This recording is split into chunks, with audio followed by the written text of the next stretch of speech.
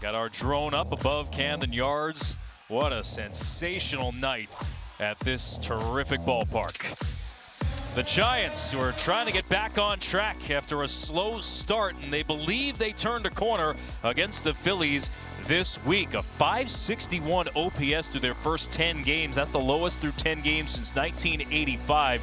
But over the last 3 games, they felt they could have won game 1 of that series, and then they shut down the Phillies through the next 2 with 20 consecutive shutout innings. Down to the field we go. Here's Trisha Whitaker. All right, Harrison Bader, back-to-back wins for you guys. How momentous was that for you guys, and do you feel like this team might be back on track? Yeah, I think we're always on track. Just execute a plan offensively and take care of the baseball on defense, and we pitch. I think we're in a really good spot. So we've done the last couple games and just carry that momentum into tonight. We're excited. Pete Alonso, we know you're close with him. College teammate, you played with him in the majors as well with the Mets. You talked to him for a while before the game. Weird to see him in a nose uniform, what'd you say? Yeah, it is, honestly. It really is. But that's just how the game goes. He's making the best of it. Obviously, he's welcomed here. I love Pete. I have so much respect for him. So it's always good to catch up with him regardless of uniform. So I'm going to be excited to go out there and compete against him on this side. I'm excited. We love it, Harrison. Thank you for the time. Yeah, of course, always. Guys, back to you. All right, Trisha. The Giants, who have Willy Adames at the top of their lineup. Tonight's starting lineups presented by BetMGM. They feature Adames with 3 seasons with 30 or more homers since 2022. That's tied for the most among shortstops. Had a terrific series against the Phillies, going 6 for 12 with 5 doubles. The Giants, under first-year manager Tony Vitello, coming straight out of the University of Tennessee. But he is as high energy as they get. We had a terrific conversation with him earlier today, touching on a number of topics, among those of just trying to wrap his arms around this whole experience. But he has a veteran clubhouse, and he's surrounded himself with coaches who it seems like not only he trusts, but the guys around him trust. I was talking to Logan Webb about Tony earlier today, and he was saying, listen, spring training was a vibe for them. And this clubhouse behind closed doors, he said it's the most fun he's had so far, putting on a Giants uniform. So there's huge personalities. You get guys like Harrison Bader, you add Luis Ariz, who's just a bubbly personality. You pair that with some of the guys that are already here. This is going to work for the Giants eventually. And it's only 14 games into the season for San Francisco, and it's going to take some time for their defense to get better, for their bullpen and the roles to get defined. But as far as Tony Vitello, if you're around him, you can tell he's a leader of men. The Orioles take the field in their brand new City Connect jerseys, which are absolutely getting rave reviews across baseball, celebrating what it is to be from Baltimore. And Shane Baz will toe the rubber, making his 3rd start of the season. One of those big swings we talked about in the pregame show, Spilly, for this Orioles team. I mean, they traded a lot to get Shane, and when you think about just great stuff, well, Shane has it. 4-1-0, this is for Shane and that knuckle curve. He has an elite knuckle curve, so today we know how important the 4-1-0 is for Baltimore. And splish splash, don't take a bath, knocking on wood here, but Shane's been really good at limiting home runs since last year in August. He was prone to giving up homers, but at the same time, he was playing at George Steinbrenner Field with the Tampa Bay Rays last year. StatCast is powered by Google Cloud. Here's the pitch arsenal. 4-seam fastball, top of the zone with a lot of velocity to it. The knuckle curve is his best secondary weapon. Uses it about 30% of the time. Has a cutter and has a changeup. So he has an opportunity, because he's so good to lefties, to rip through this lineup a little bit, but it's the righties for the San Francisco Giants, and this team that's only hit 5 home runs, they're trying to get on track. Mentioned 410 area code here. It is April 10th. The theme today, from the stoop to the yard, as the Orioles debut these new jerseys and look for a 4th straight victory. San Francisco playing away from the West Coast for the first time this season, and it really does feel like spring has finally arrived. It's been a cold start to the year in the northern half of the country. But Willy Adames will lead things off for the Giants, who look to make it 3 straight wins themselves. Welcome those of you watching live on X. We'll have this live stream up for the first inning. Laz Diaz points to Shane Baz, and we're underway here in Baltimore with a strike on the outer half. Adames hitting in the leadoff spot, one of 3 different leadoff hitters for San Francisco already this season.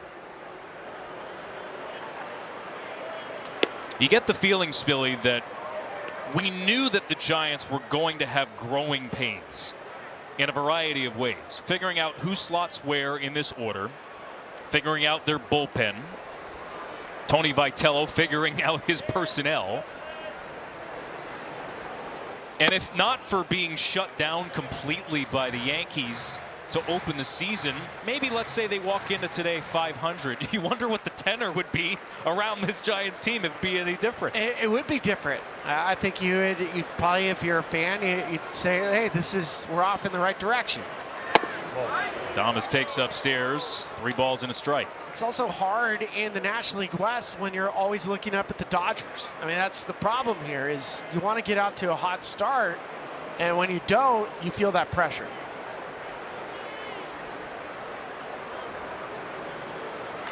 Adames pops this up, right side, foul ground. Alonso is underneath it.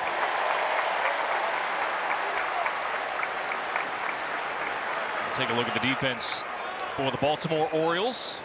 Late scratch. Leody Taveras will play in center field today. He was supposed to come off the bench.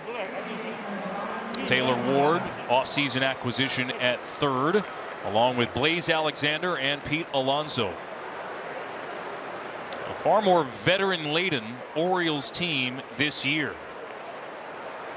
Here's Luis Arraez, and he takes a first pitch upstairs.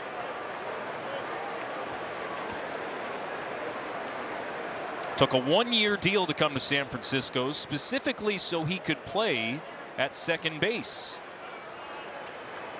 He'd been at first last year in San Diego and had previously played at second in his career and wanted that opportunity once again. Had a chance to connect with Ron Washington before the game, who's now part of the coaching staff with the Giants, and he said that Luis Arraez and him have been working tirelessly together, and he's already improving.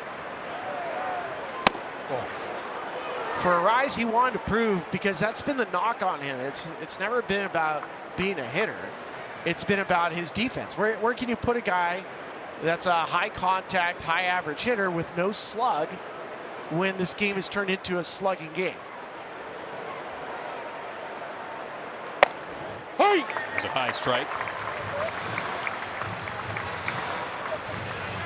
It's also wild to watch Arraez. I mean, he's won 3 batting titles.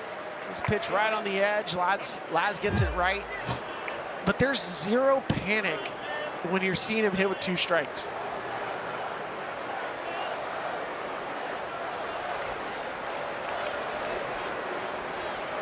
Two on the way from Baz. And it just misses upstairs. A fastball at 98. Shane Baz, who made 31 starts last year.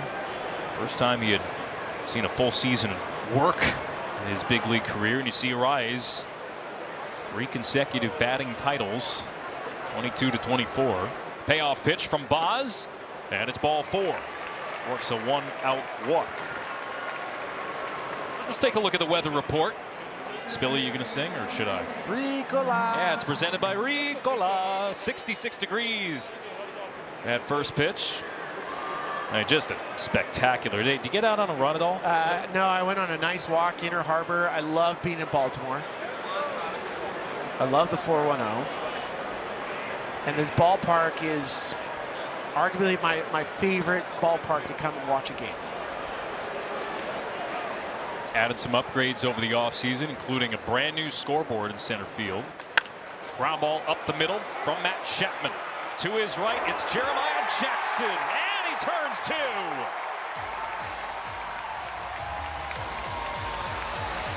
Jackson to the bag, and a strong throw to first to record the double play. Hello?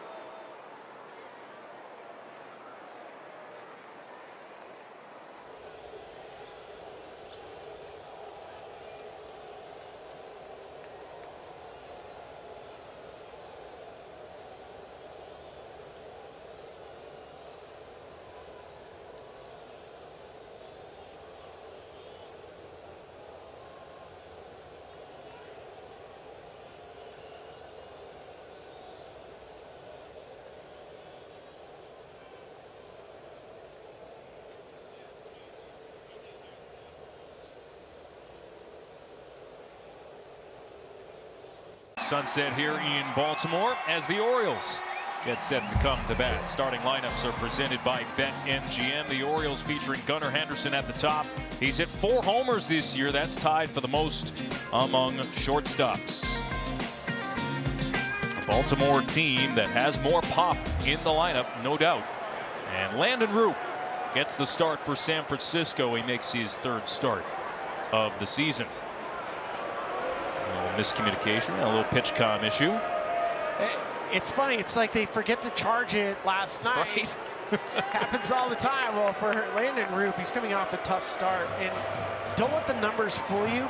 The big ERA, but if you look at some of the advanced metrics, his expected ERA is close to a 2. He was really impacted by his defense in the last start of the 2nd inning. So Roop, there it is. Good changeup. Really good curveball when it comes to spin. And then the giant gloves. The defense has been, I don't know what a good way to describe it. Shoddy at best. For the Giants, they need to improve. We know first base has been an issue. Just making sure that defensively they're turning the plays, because Roop can get the ball on the ground, and he needs good quality defense to get through this lineup multiple times. I mean, frankly, both teams have been unhappy with their defense. Both have talked about we got to get back to fundamentals. Not a great sign early in a season.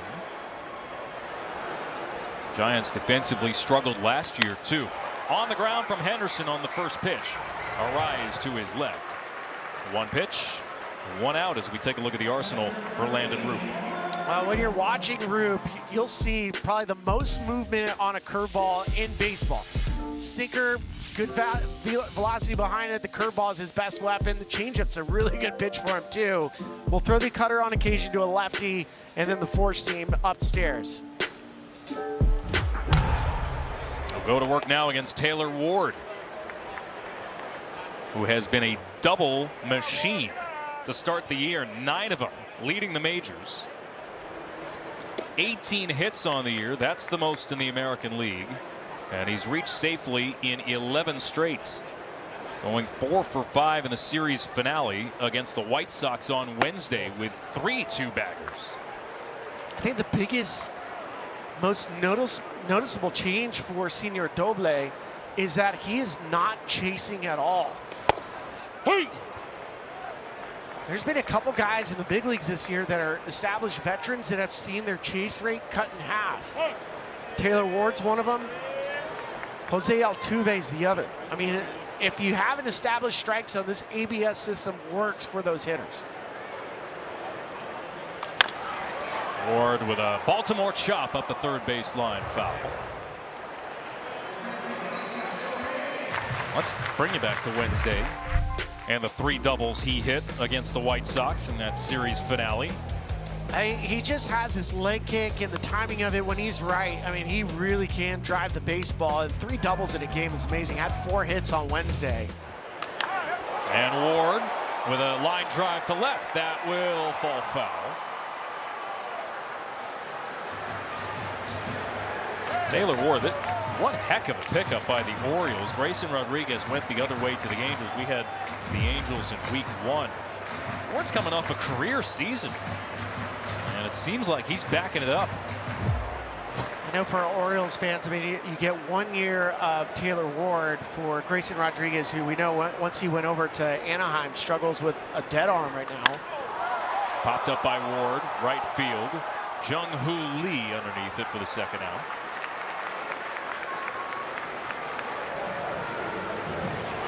Two gone in the 1st. As we look at the Giants defensively, Harrison Bader, a Gold Glover, coming over to the Giants with Matt Chapman at 3rd, and Patrick Bailey, arguably the best catcher defensively in baseball. Here's Adley Rutschman, who's a terrific defensive catcher in his own right. Maybe the matchup of the top 2 defensive catchers in baseball. Well, they want Adley to be one of the top offensive catchers in baseball.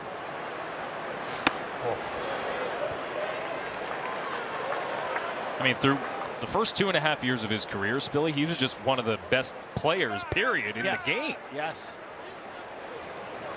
But, of course, slumped over the final 3 months of 2024. Remember, had that hand injury. And The questions have surfaced since of can he recapture that form. A couple injuries last season. Probably hampered his production as well. The count evens at 2-2. I think that's it. I mean, you have 2 oblique injuries, which just doesn't happen on both sides. 2 years ago, he was hitting a hand by a foul ball. I mean, he's been banged up. So, of course, your offensive numbers are going to drop.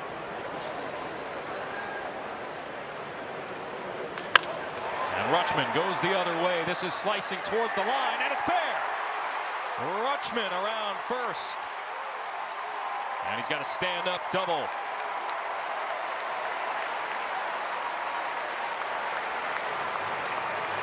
Nice piece of hitting for Adley. He's a tough guy to punch out. Only 18% strikeout rate this year.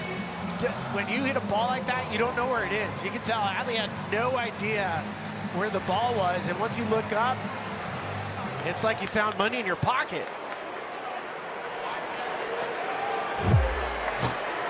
That's his 5th double of the year. And that'll bring up the polar bear. Alonso takes low and away. 429th consecutive game for Pete Alonso. 2nd longest active Ironman streak in the game, behind only Matt Olson.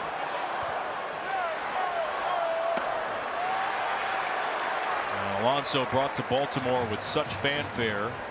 Slow start for him. But you know, he's going to get it going.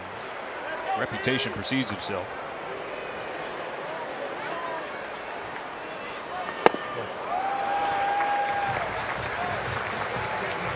Anytime you have a home run hitter, I mean, this guy's had 35 home runs like it's nothing. Sometimes they come in bunches, and it might be one swing that unlocks it. Hey!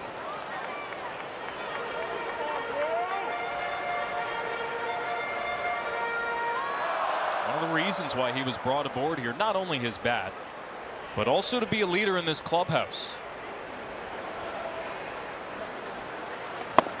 Hey! Takes a strike there. Count runs full. He's shown that already. Not afraid to speak up.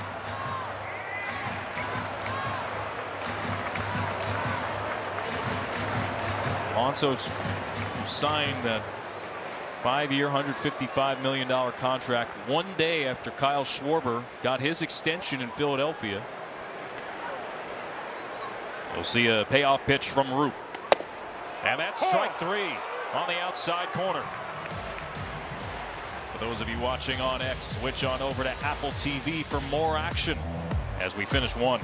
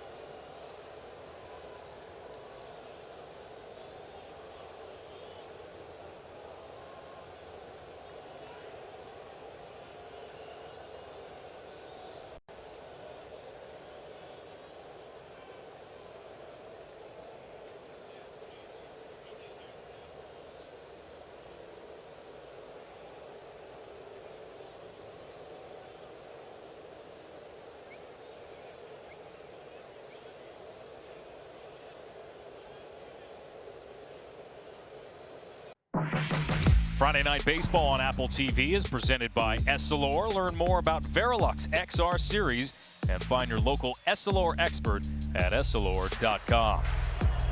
The Inner Harbor. Such a beautiful day today to walk around there. Is that what you came in on a pirate ship? I thought that was yours. No. I actually fired cannon off that this afternoon.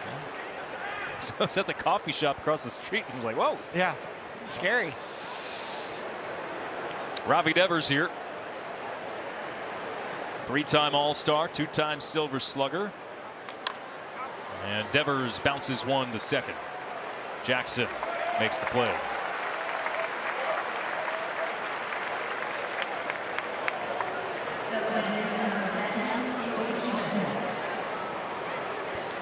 Shane Baz, part of a Baltimore rotation that, on paper, much deeper than a year ago. And then they got the injury to Zach Eflin. And he'll be done for the year. Tommy John surgery. Remember last year, their rotation was ravaged by injuries.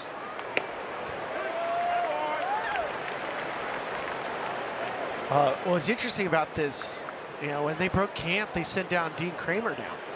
And that was a shock. But also, to your point, they had enough depth where they could do something like that.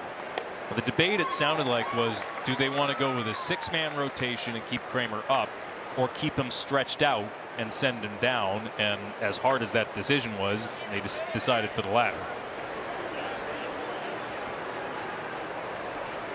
I have a feeling he'll be up before long. Casey Schmidt at the plate here. As you take a look at the options Mike Albanaz has at his disposal. And Schmidt swings over top of the off-speed stuff. Here's a first good look of Shane's knuckle curve. See that spike? It really allows you to get that middle finger on the seam and rip it down.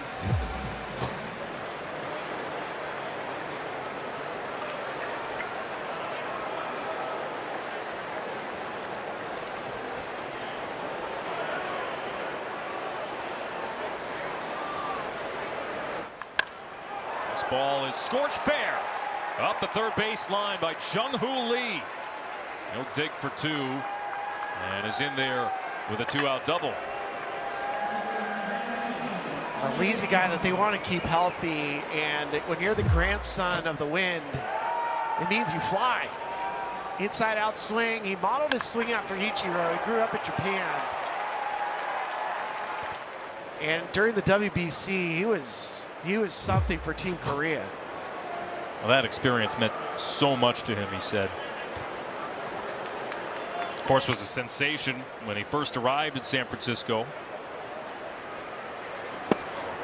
And with 2 gone, here's Elliot Ramos.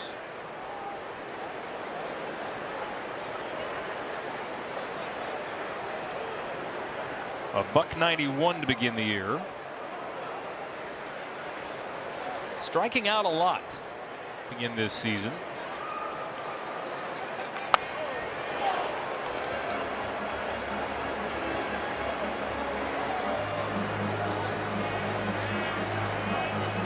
It's no joke. It's a perfect night in Baltimore.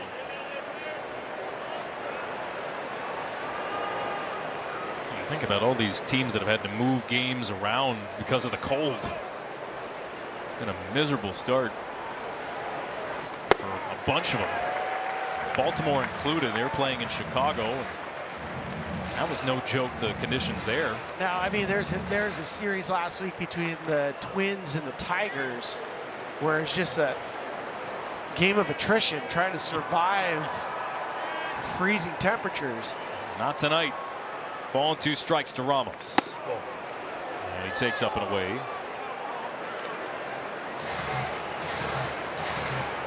You do not want to be on this leaderboard for most strikeouts to start the season, but a lot of the timing for hitters coming out of spring training is still not right. It's still a little bit late.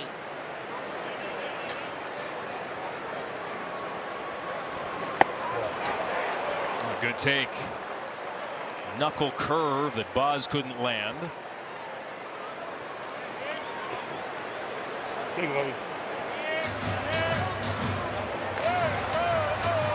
By the way, if you notice a little bit of a difference with the way the challenges are adjudicated, they sent a memo out to teams this week. Players need to be a little bit more demonstrative. Payoff pitch from Boz. And Ramos stays alive. And we talked about that first week. You know, you almost want to see, because it's a natural baseball move to go to your helmet. You guys will like wiggle around with it. You almost want to see him wave like it's a homer. I agree. I'd like to see that tweak.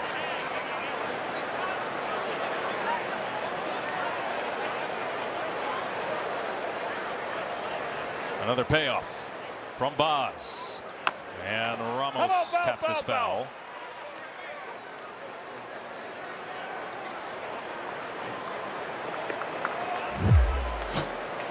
There's a knuckle curve, starts in the strike zone. There's some real good late movement to it.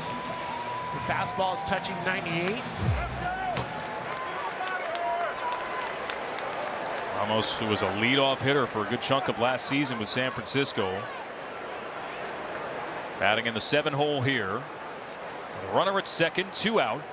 And he swings and misses for strike 3. 15-pitch inning for Shane Boz with no score.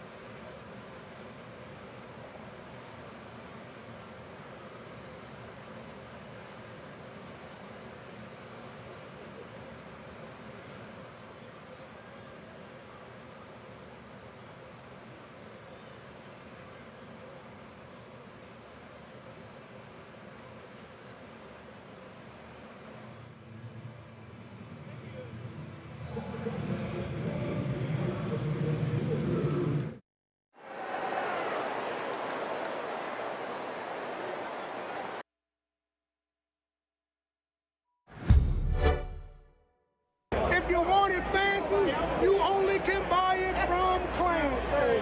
Beer man, that leg went over a little bit better 10 years ago. Well, what a legend I am joined by. This is Fancy Clancy. He has been serving the good fans of the Baltimore Orioles for 52 years. Yes. And you get to be Mr. Splash in your 52 years. Is this your proudest moment? This is an honor that I'm gonna take it to my grave. An honor that I never believed would happen, and I'm gonna make sure that I do it right. Go proud Baltimore. On this night, 4-1-0, Baltimore strong, baby, yes. You heard it here first. And this is an even prouder moment, or right there up with your biggest moments that you've had. Tell us about one of those others. Well, I'm going to tell you about one other moment. Adam Jones pulled me on the field after they won the championship. Sorry about that, Adam, but this might trump that, though. But this right up there. This is my biggest moments ever in 52 years. Biggest moment ever. All right. Show us your work. Show us how you do the splash. Wait for it. Oh, so close. Show us.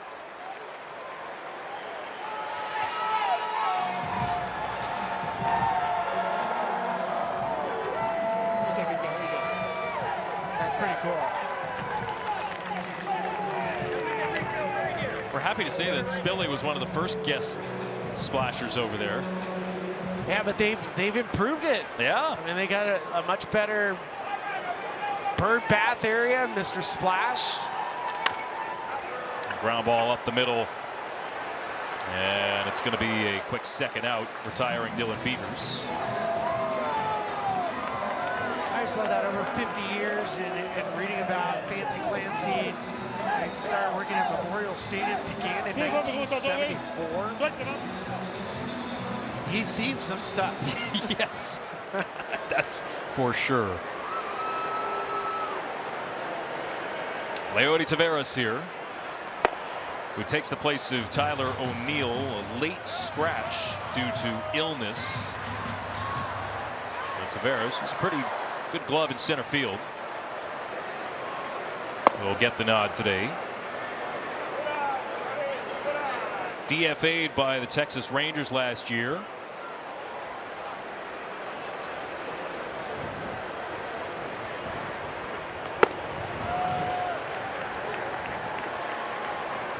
Had the pleasure of playing with his uncle Willie Taveras with the Rockies for a bunch of years. Oh yeah.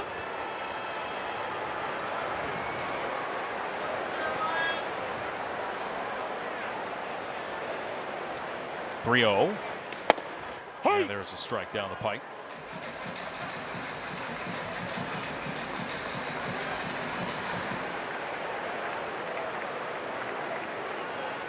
Right now, the big question for Baltimore, as Taveras breaks his bat and dunks this one into right, is when Colton Cowser is going to start hitting again. That's been a big hole in this lineup. That is a big question. Well, 0-2-seam fastball running away from Taveras. It gets it off the end of the bag. You can see the bat splinter. 2-out base hit.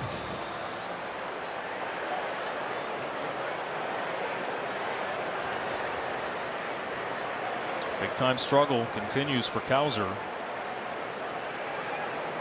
It was a sensation when he burst onto the scene. Willie Adames going the short way here to end the inning. Fancy Clancy, a Baltimore legend. Nobody hustles at the ballpark more. Much deserved honor.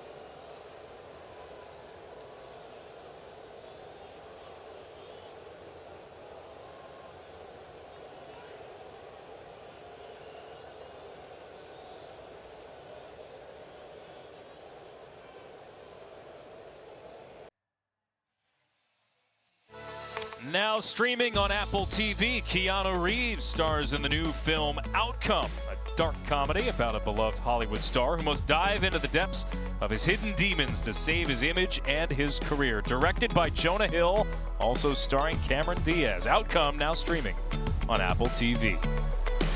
Alex Faust, Ryan Spielbergs, Trisha Whitaker here with you. Camden Yards in Baltimore. First pitch swinging for Patrick Bailey. And he grounds this into a shift. Gunnar Henderson with the putout to start the third.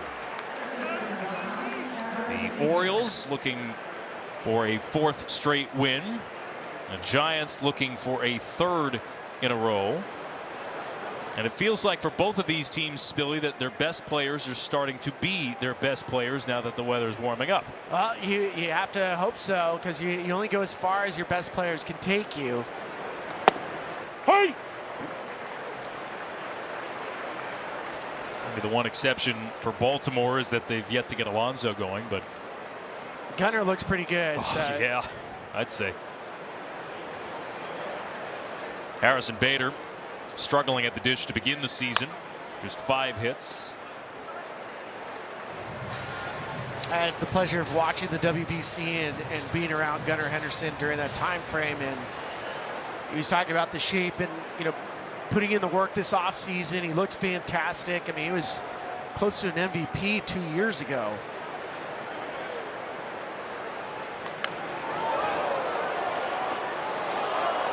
But defensively, he's improved. I mean, he's moving around really well. I wonder how much of a fire was lit under him by being benched in the championship game and not being an everyday player for the United States. He's told Mark DeRosa he was going to force his hand, and I understood it. Like, there was a lot of undercurrents behind the scenes where you don't get to see it, where you understand like what the managers are asked to do with their players.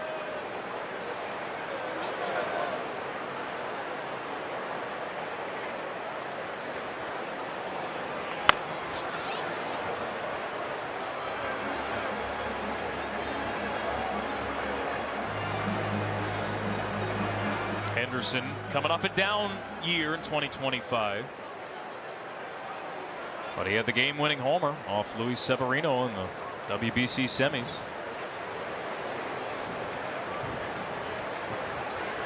He's off to a great start this year. Another 1-2, another foul ball from Bader. Has been able to fight off a couple of fastballs.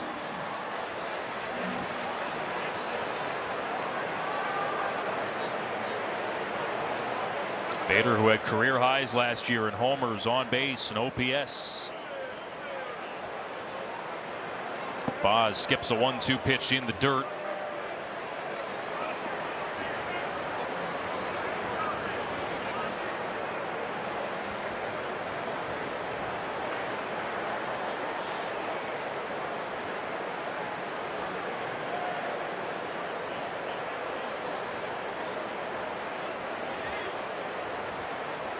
Two on the way, and Bader strikes out. Third K for Boz. 2 down to the third. Boz is going to the cutter a little bit more. He got the punch out of Elliot Ramos, and here's a cutter to Harrison Bader. And the right-handers so far in the season, they've been beating up Boz, but with that little cut fastball, a little adjustment over his last start.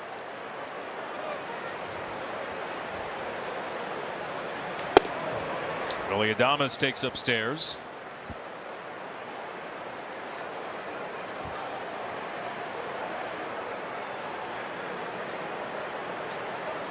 Three straight multi-hit games for him coming in. Hey! And there's a strike on the corner. See the pitch selection tonight for Boz. You mentioned going to that cutter. Well, if a pitch is working for you, you'll see guys go to it more and more often. Hey! And if he's locating the cutter middle away, that's fantastic because it sets up his knuckle curve, it sets up the four-seamer. The challenge with the cutter, though, if you miss a cutter middle in and it leaks out over the plate, we call it a barrel finder.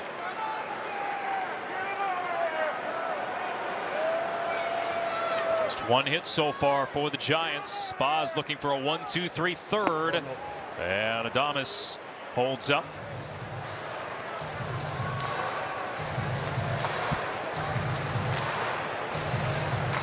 Willie Adames, who was one of the best hitters in baseball over the final 3 months of last season, went on a tear from late summer onward. And Adames with a high chop up the line and foul.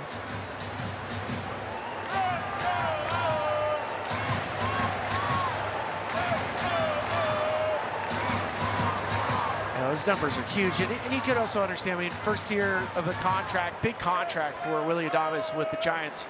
He said, he was like, I was really trying to do way too much early on. 30-homer season last year. 2-2, another good take. Two good at bats here. One from Bader. And now Adames, who's worked the count full as Arise waits on deck. Payoff. And Adames with a fly ball to right. That sends Beavers back to the track, to the wall. It's gone! Willie Adames smacks one deep to right. His second homer of the season, and San Francisco strikes first. Now Willie gets a cutter, a barrel finder, middle away, and this ball came off his bat like he was a left-handed pull hitter.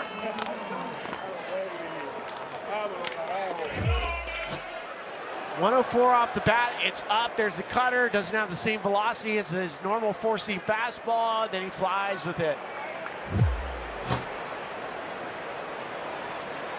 It's only the 6th home run the Giants have hit this year.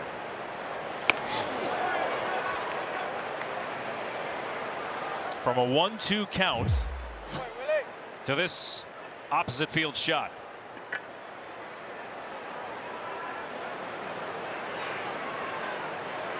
And you're right, Spilly. The home run numbers are anemic. Last year, the Giants finished 19th in baseball, but a third of their homers came from August 16th onward. Their hard hit rate way down this year. Their OPS numbers near the bottom of baseball. And that's even after a strong 3-game series offensively against Philadelphia. Prior to Wednesday, Devers, Arise, Lee, and Bailey had a combined 194 slug against right-handed pitching. Which, you know, I mean, we talk about market corrections all the time. Hey! And for Boz, that's the first home run he's given up in over 40 innings.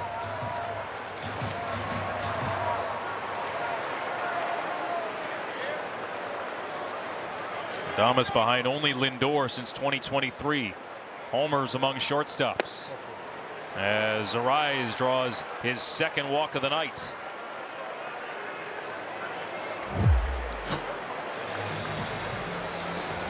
Fastball right on the edge, off the plate. Infield coming in. Adley going to talk to Boz. It's taken him pitches to get through this lineup, but he's at 48 pitches. We're in the third. I'm just looking here. Bader, 8-pitch at bat. He did strike out. Adames on the 7th pitch of his at bat. And now Arise, a 5-pitch walk. And Matt Chapman will bat now. Hits in 5 straight for Chapman coming in.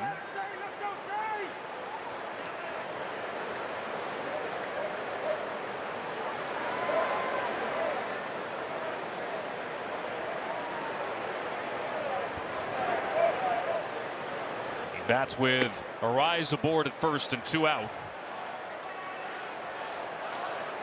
Chapman in the first inning hit the ball hard right out the middle, but Jeremiah Jackson made an incredible play, taking a hit away, then somehow made a double play out of it.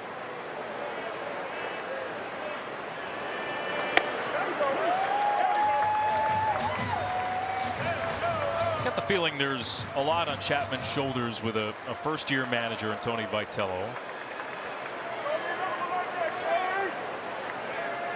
One of the more consistent producers in baseball. Another 20-homer season last year. Now, one of the nicest things you could say about baseball players, he's a gamer. Although wearing a bit of that frustration in the early going. Yeah, I mean, he was doing some things out of character, some base running miscues. Chapman, little cue shot out to right. That will be off the turf and into the glove of Beavers.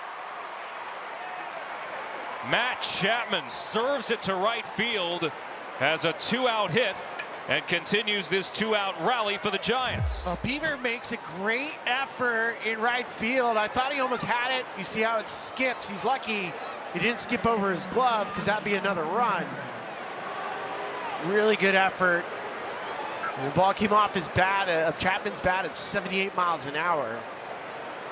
But now you have concern for Baltimore, because once you start getting over 25 pitches in an inning, location starts to go away, and you don't want to miss your spot with Rafael Devers.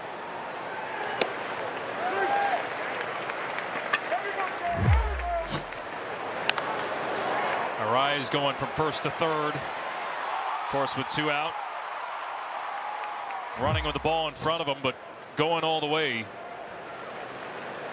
And now Devers. And he fouls this off. Wednesday night, 3-run homer in the series finale against Philadelphia. Broke a scoreless tie in the 6th. Big shot off of Aaron Nola.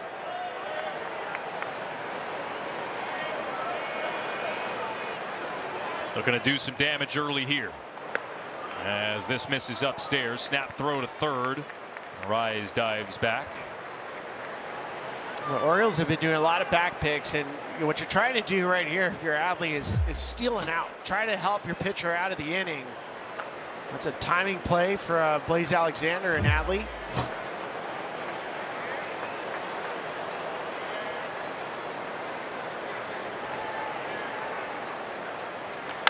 Devers tops one, right back to the mound. Boz makes the flip, and the inning is over. A 2-out rally for the Giants, and Willie Adames cranks one the opposite way to give San Francisco the lead.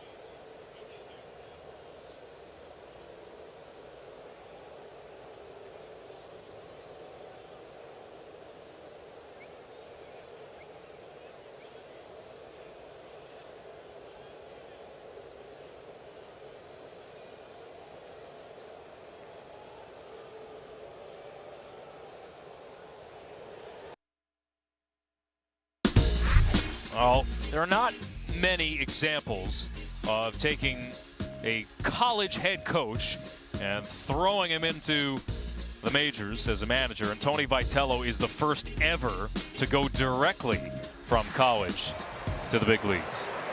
It's interesting, right? You also have Pat Murphy, back-to-back manager of the years with the Milwaukee Brewers. Mm-hmm.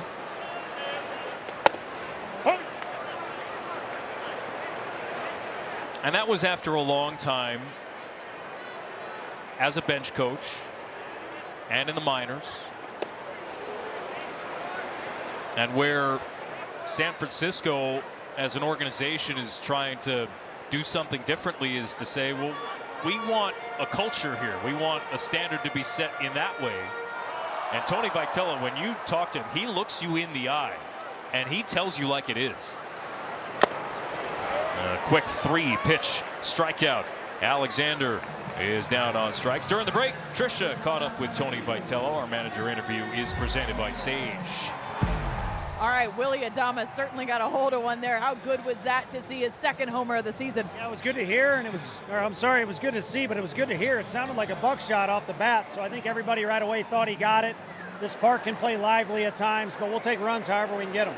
It's your first season with Willy Adames, but his nickname is the Kid because of the childlike joy he plays with and the energy. Have you seen that? Yeah, I've seen it on the field, but the first time I met him was down in the Dominican, and it was, just face-to-face hanging out, and he's incredibly mature, and the leadership skills are off the charts. Whenever he's done playing baseball, he can get hired to be whatever, CEO, you name it.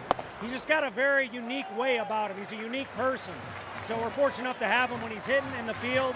Good base runner as well. He's an incredibly well-rounded person. Quite the vote of confidence from his manager. Tony, thank you so much. You bet. Thank you. Guys, back to you. All right, Tricia.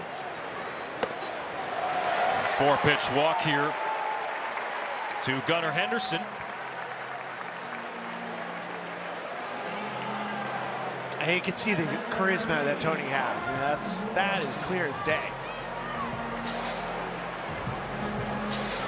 It's a risk-reward proposition, it feels like, for the Giants. The risk is all the stuff that's nuanced that comes with managing in a big market, as this is popped up by Taylor Ward. The reward is taking a team that's been middling and carrying them to the next level. And look at the win percentage for the Giants the last 5 seasons. That's the very definition of mid. Yeah, you don't want to be in that middle spot.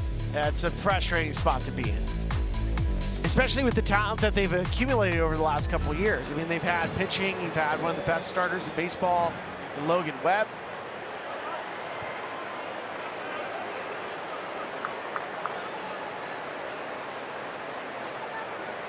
So there's Adley Rutschman as they check on Henderson. 30 stolen bases a year ago to lead the Orioles, a career high.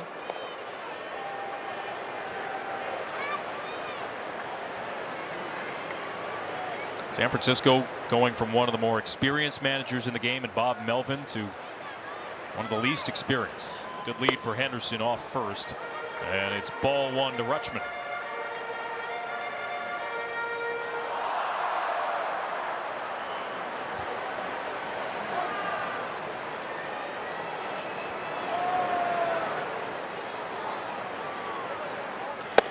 Hey! It's a good action count if you're trying to steal a bag. 1-1 count's a fantastic one, especially with 2 outs.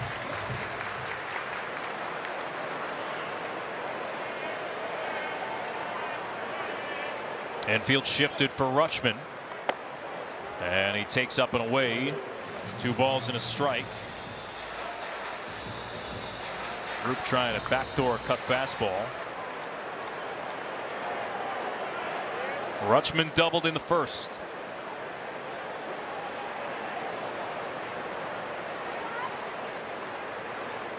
And Rutschman drills this one to right field, towards the wall and off the fence. Henderson being held at third.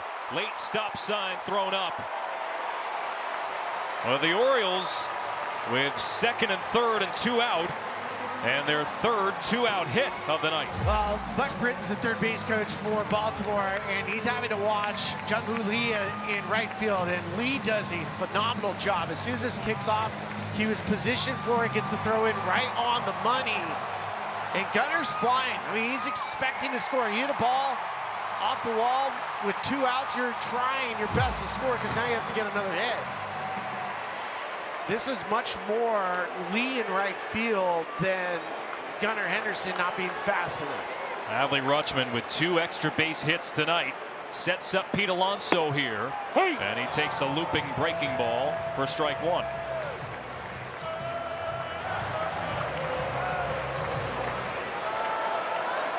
Could have challenged it. Now the Orioles electing not to do so. And a lot of times for some of these hitters, it might look like a ball to them when their timing is off. If your timing's off, it's really hard to have a real good understanding of your strike zone. And Alonso fouls this off. 0 for 8 runners in scoring position and 2 outs this season.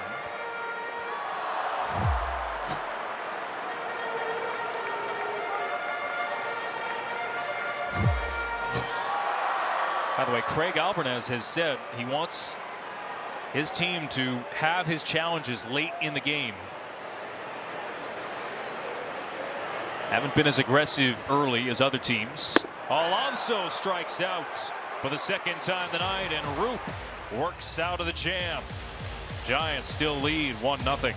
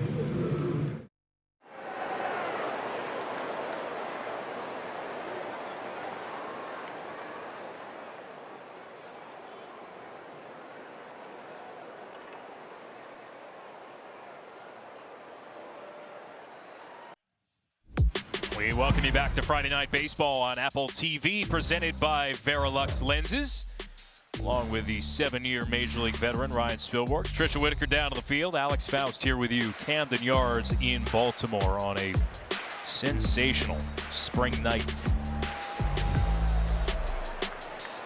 San Francisco up 1-0. Solo homer from Willy Adames as the Giants go for a 3rd straight victory. First pitch swing, it's scorched up the left field line by Casey Schmidt.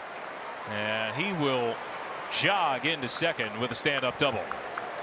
Shane was probably looking for a quick and efficient inning, and a first pitch cutter inside to Casey. He just ripped it right down the third baseline. Good start for San Francisco.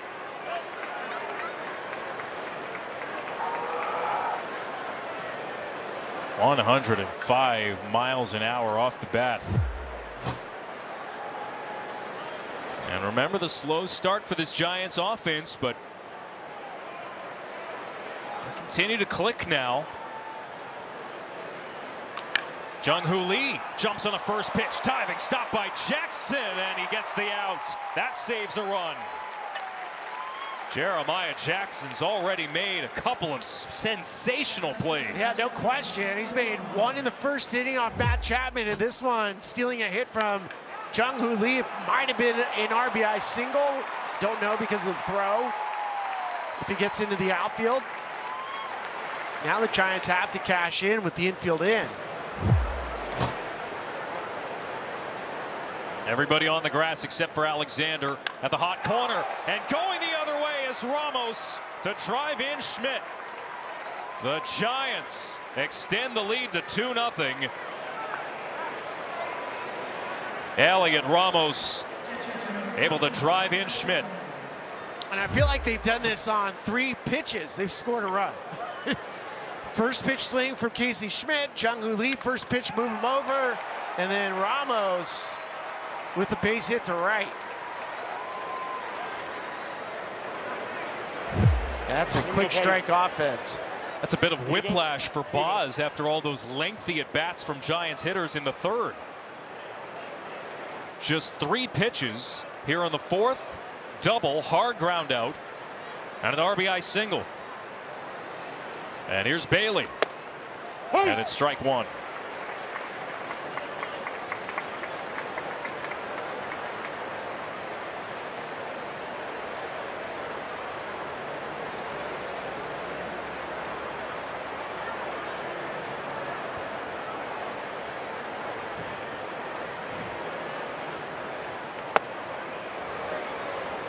Boz doesn't get the call.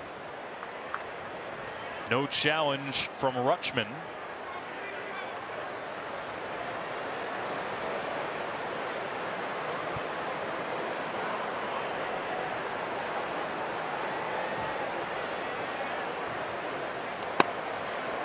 Another close one. Couldn't hit the corner with the knuckle curve. The problem that Shane has right now is he doesn't have his four-seam command. So he's having to go to off-speed. He's having to use his cutter a lot more tonight.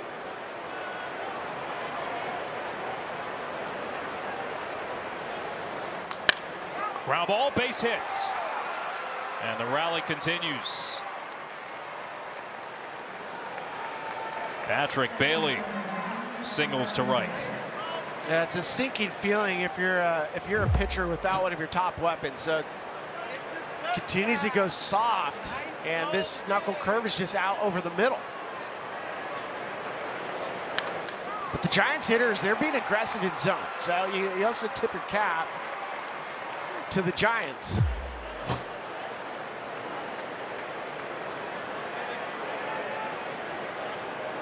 I'll bring up the 9-hole hitter in Bader. And Bader chases. Harrison Bader 1 for his last 23. Top of the order is starting to do damage for San Francisco. Can they get their bottom third to join them? That would certainly help raise the team-wide batting average in OPS.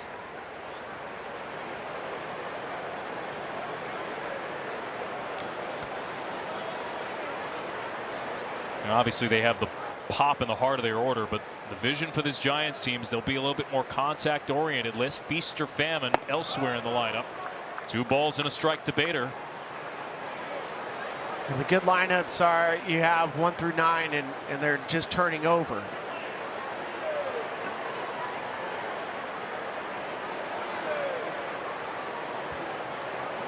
Adames waiting on deck as Bader takes low and away. Yeah, Bader's putting quality at bats against Boz, but Boz is just fighting. He's fighting himself. He's fighting his mechanics. He's fighting the four seam.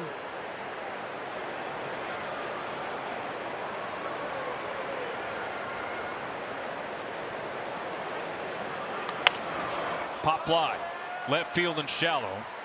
Ward coming in, Henderson going out. 2 gone. Let's take a look at this Adobe standout score from the 3rd inning. Willy Adames Oppo Taco. Have a no doubter too.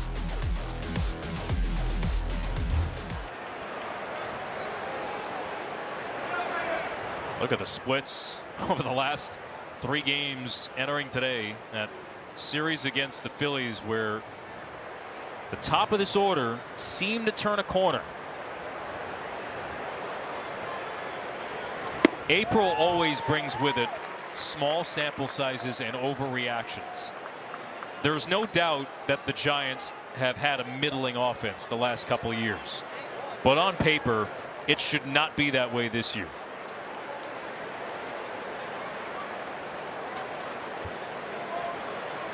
As evidenced by Devers and what he did over the second half of last season.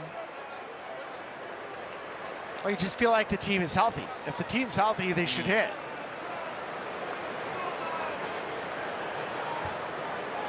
Adames, who signed the largest free agent contract in San Francisco history, entering last season.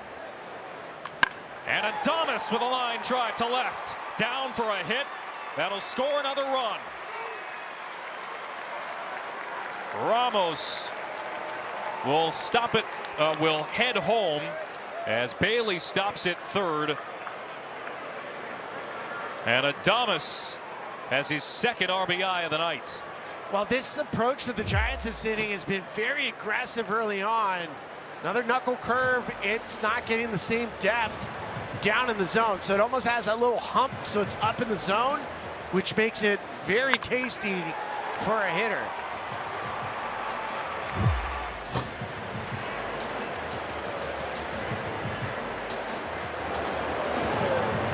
Activity beginning in the Baltimore bullpen. As Luis Ariz walks to the plate.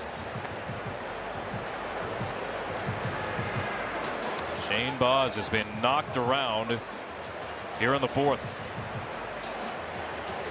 It all started with the Adames homer in the third, a 2-out, 2-strike homer, and a 4th straight multi-hit game for Adames.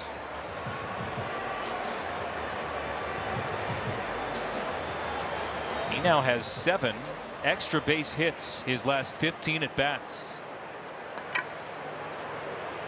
This is where you love having a hitter like Luis Ariz. Contact guy, 2 outs, runners in scoring position. A ball will be put in play.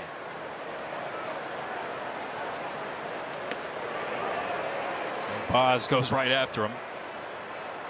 But again, that's a non-competitive fastball. The four seam is just not in the zone.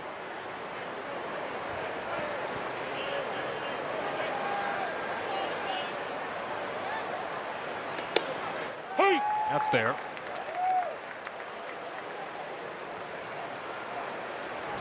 Craig Albanez looking on.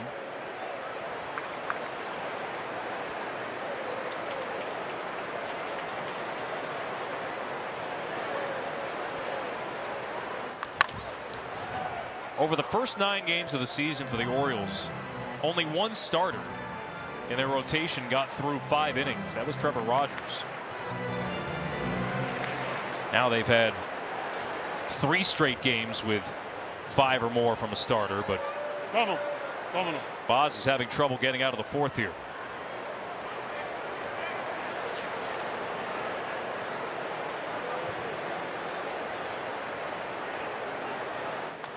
And Ariz fights this off the other way. Ward jogging into foul ground makes the catch. But the Giants plate 2 more and lead 3-0.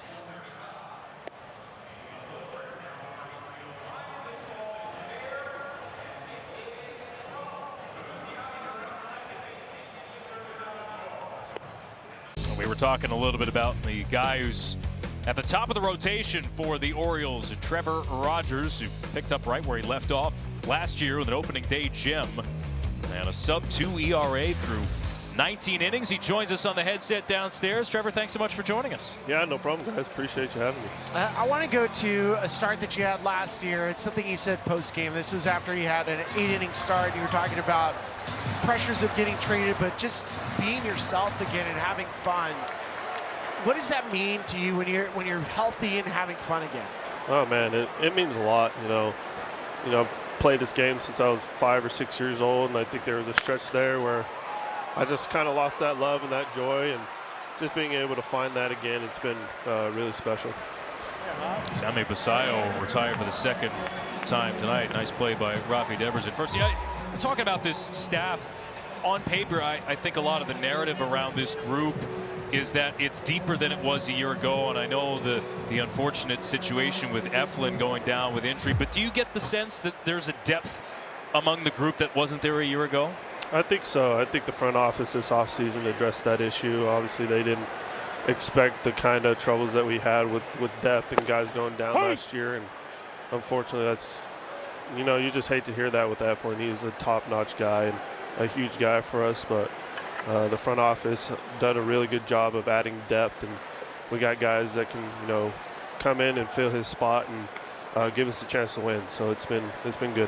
You guys have seen 3 separate managers in the course of a calendar year, but Craig Albernaz, if you talk to him, you know exactly where you stand with him. Yep. Give me a feel of what he's been like so far.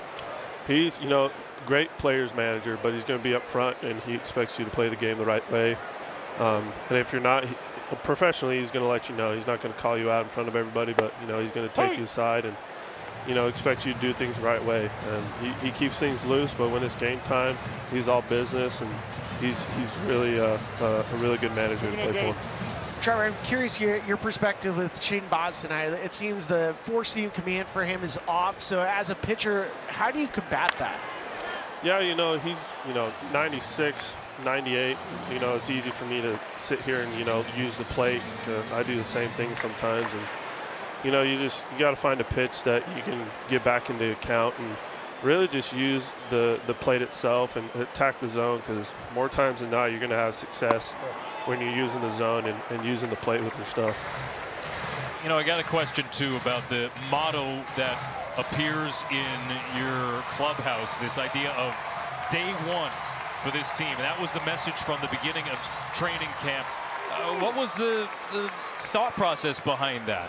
Yeah, I think, when everyone's coming in camp, everyone's, got that motivation, everyone's excited to be back. And over the course of the year, your body's hurting, your body's tired, and you're going to have that same drive that you had the first day of camp. So we're treating every day like day one, whether the game goes our way or it doesn't. We come to the yard, treating it like day one, and that goes into our preparation and how we get ready for the game. Oh, this is day one. We're rocking the new City Connect, the Be More. What's your thought on it? I think they look awesome. Oh man, whoever designed them killed it. I mean, I love this. I wish we could wear it every day. I think it's a great representation of the city, and especially of the stadium, the history of this organization. So they absolutely killed it. All right, we appreciate the time, Trevor. Thanks so much for joining us. Good luck the rest of the week. Thanks, Trevor. Awesome. Thanks, guys. Dylan Beavers working a 1-out walk, rocking those sweet City Connect threads. I think there's a consensus around baseball that the Orioles absolutely crushed it.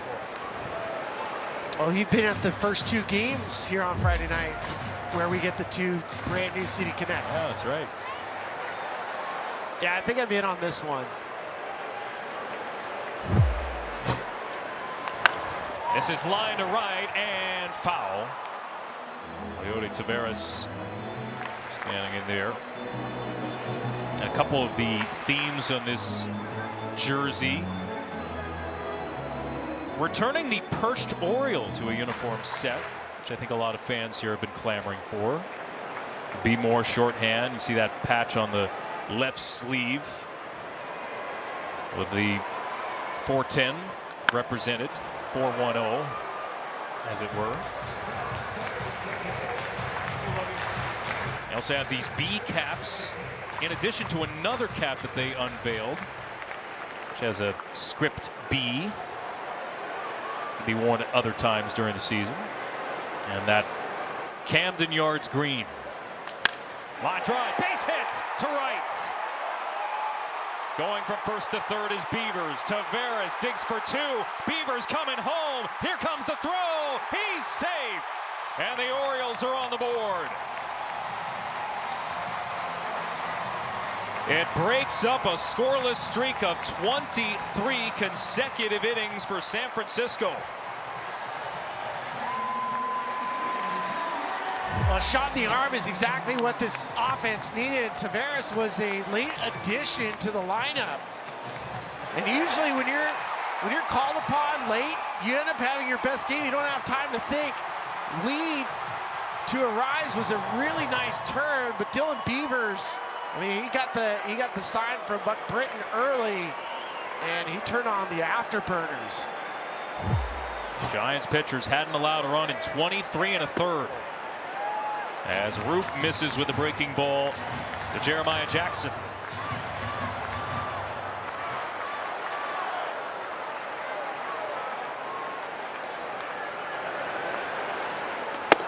Hey! Another look at the relay play right past Devers. See Dylan Beavers, he pick up the third base coach early. And here's that relay. It's just really well done. I mean, all of it, you have to think, you know, when you're going first to home, everything matters as a base runner. How you cut the pillows, how you pick up the base runner, the third base coach. It's a heck of a job base running by Beavers. Come from first all the way home as Jackson strikes out.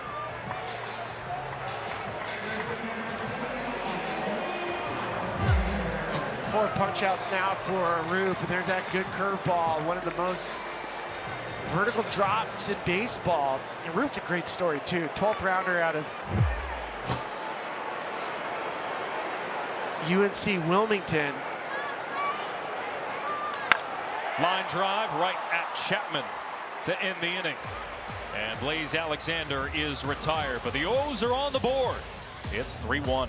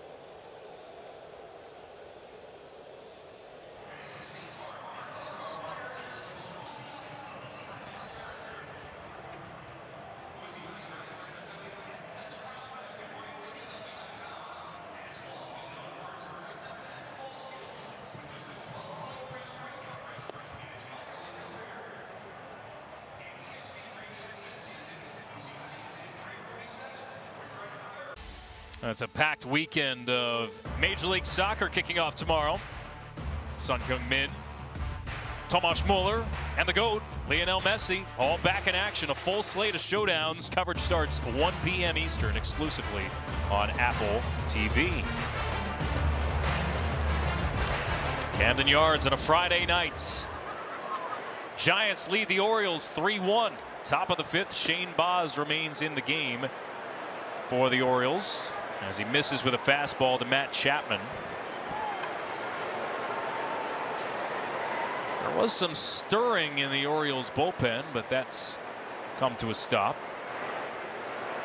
as Baz got out of the 4th without any further damage done. We mentioned it's 4-1-0 night here in Baltimore. Some new concessions at Camden Yards this year. The Be More Yak. It's like a yakitori bowl. There's shrimp. There's an egg in here, noodles, and I also love this chopstick Yes. fork. It's like a new take on a spork.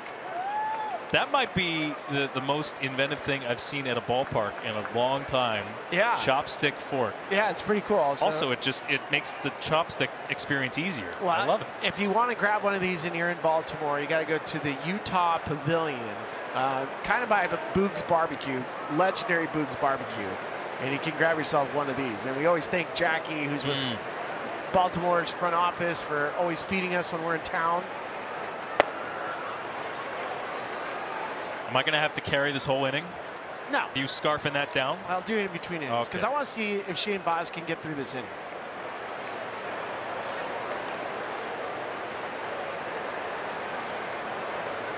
Three balls and a strike to Chapman. And that's a close call. Cut fastball in on the hands. Well, it's been 79 grueling pitches for Shane. It's just been you can tell he's never really gotten the feel for his four seam. It's all been cut or curve. Chapman with a fly ball to right. Beavers coming over, long route to get to this, but he'll make the catch. Well, let's go back to your spill the beans here on Shane Baz. Well, 4-1-0, we wanted to see this combination knuckle curve in the rest of the arsenal. The knuckle curve, good. The rest of the arsenal, not so much. The cutter hasn't been good. And then splish splash, don't take a bath. Unfortunately, I tried to knock on wood, but Willie Adames got him for a home run. So it snapped a 41 1/3 inning homerless streak. First pitch fastball catches the corner to Devers. Shane Baz is very much an important part of the Orioles story going forward, signing that 5-year extension at the end of spring training. Largest contract for a pitcher in franchise history. Another example of this ownership group following through on their promises. Remember, last year had the largest year-over-year increase in payroll in baseball. Ball and a strike to Rafi Devers. Mike Elias has known Baz since Baz was in high school. Elias was hot on his trail as a scout with the Houston Astros years ago, and so has followed him ever since. And when the opportunity came to trade for him with the Tampa Bay Rays, he struck. Big swing from Devers, can't catch up to the fastball, and it's 2-2. Well, I've already noticed this inning. Adley's going to the four seam more. You saw it with Matt Chapman. Right now, you have to go to your best pitch. I mean, this is a high spin, usually at the top of the strike zone.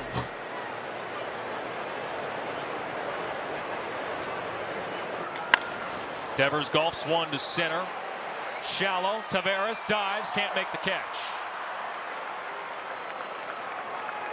And it's a 1-out single for Devers.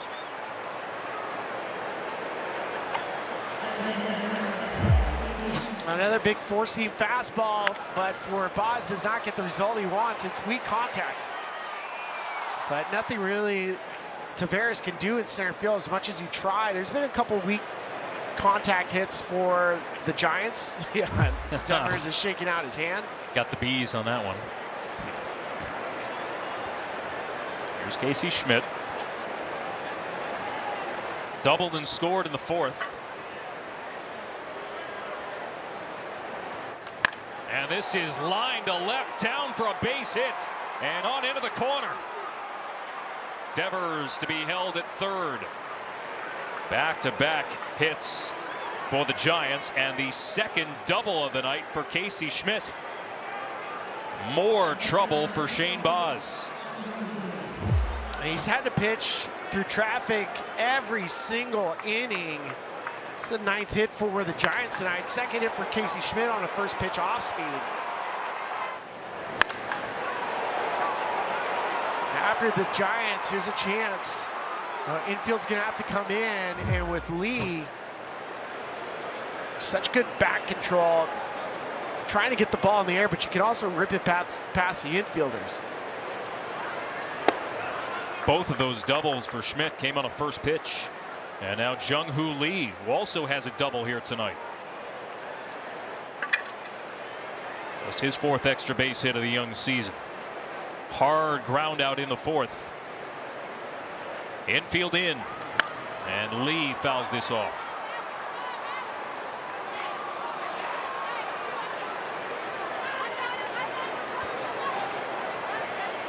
Jung-Hoo Lee, the only other players in baseball with 30 or more doubles and 10 or more triples were Jarren Duran and Corbin Carroll. Remember, he burst onto the scene in 2024, season-ending shoulder injury that year. But a sensation when he first came over, signing a 6-year, $113 million deal with the Giants.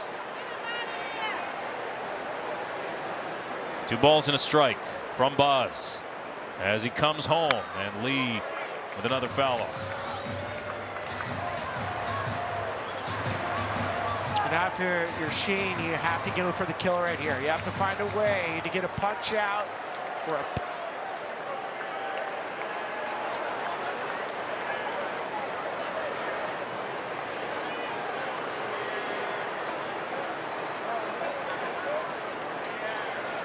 2-2. Pop foul. Yennier Cano warming.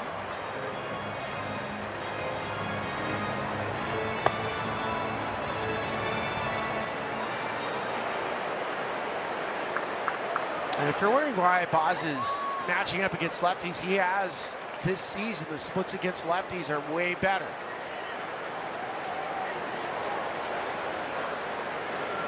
Oh, no. Lee holds his swing as the fastball misses upstairs. Full count. It's a really nice take from Lee. I mean, that's the one that looks tantalizing to you. There is a base open. Boz's payoff. Lee strikes out. That's a big one.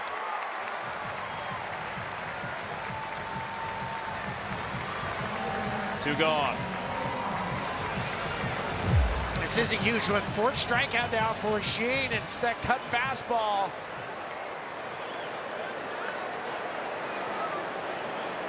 Albert now is electing to stick with Shane to see if he can get out of this traffic. Infield backs up with 2 outs. Elliot Ramos, the batter.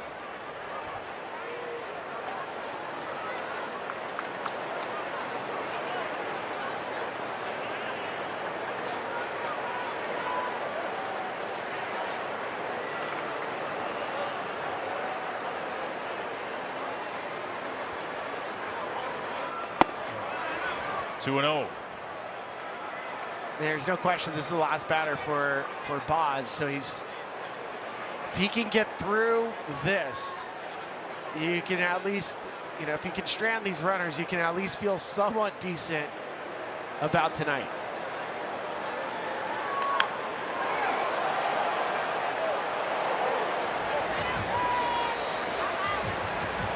Trying to go 5 complete. And for the Orioles, trying to get a starter through 5 for the 4th straight game. After it was a bit of an adventure trying to do that through the first couple weeks. 2 balls and 2 strikes to Ramos. That's one of the hardest fastballs Boz has had all night at 98 miles an hour. Yeah, he's touched 98 a handful of times, but he's emptying the tank. I mean, you see those 2 late swings, you almost want to go back to the fastball. You don't want to overthink it.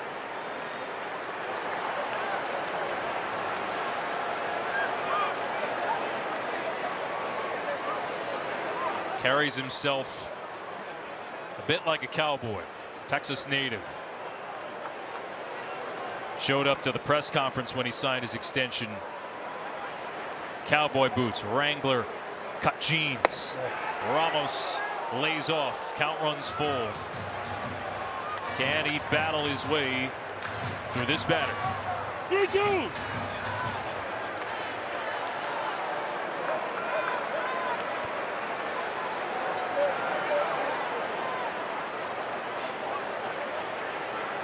Payoff on the way. Ramos ground ball, it hits the mound. Jackson makes the play, and the inning is over. The Giants leave 2 stranded as Boz gets through 5.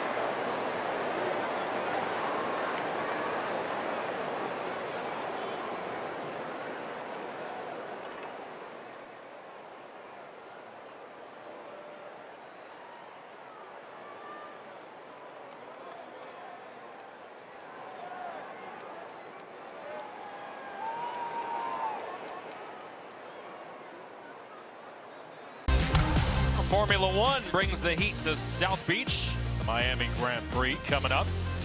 It'll be live Sunday, May 3rd, 4 p.m. Eastern on Apple TV, the new U.S. home of Formula One. Alex Faust, Ryan Spilborghs, Tricia Whitaker here with you in Baltimore. Big inning for Shane Boz. Gutty. He gutted that one out. I mean, some of the numbers for Boz tonight, keep talking about the fastball command for him, is a 50% strike rate. That is nowhere near where you want it. That's sketchy. Yeah, when you're throwing your four-seam fastball 50% of the time for a strike. Well, what it does is put the Orioles at the plate 3rd time through with Gunnar Henderson, the leadoff man.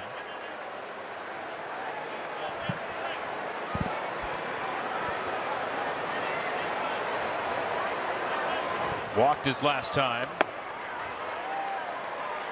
Tricia? Guys, you heard Craig Alvarez talk about Gunnar Henderson playing with a little bit more fire this year. He said, I love seeing that side of him. During the WBC, he had a pivotal game-tying solo home run against the Dominican Republic in a 2-1 semifinal victory.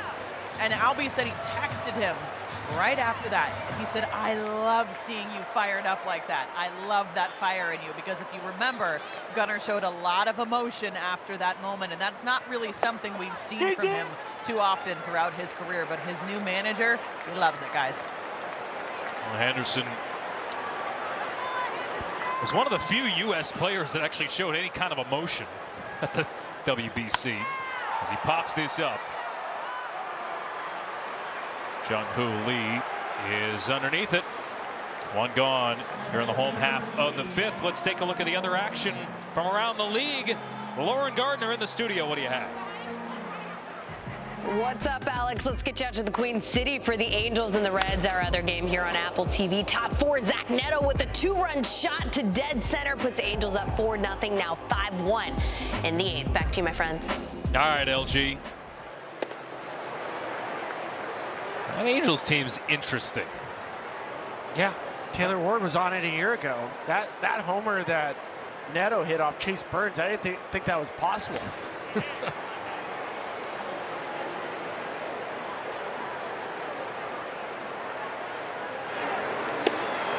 Taylor Ward here, as you mentioned, with the Halos last year coming over to Baltimore. He's reached safely in 11 straight games. A couple of flyouts to right tonight.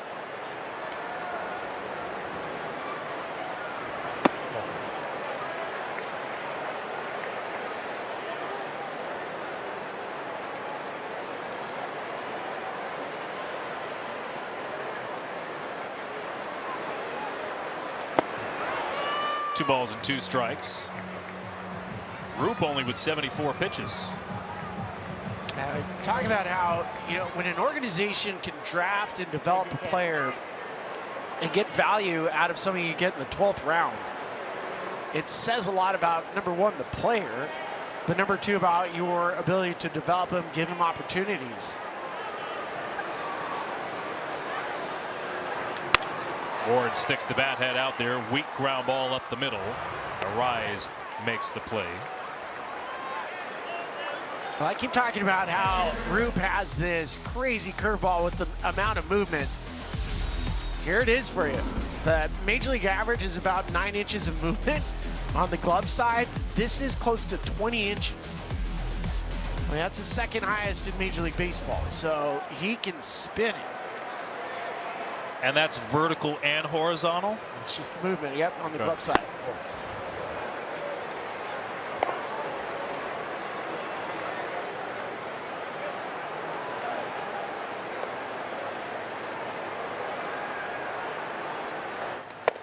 Hey! Adley Rutschman batting here. 2 for 2 with a pair of doubles.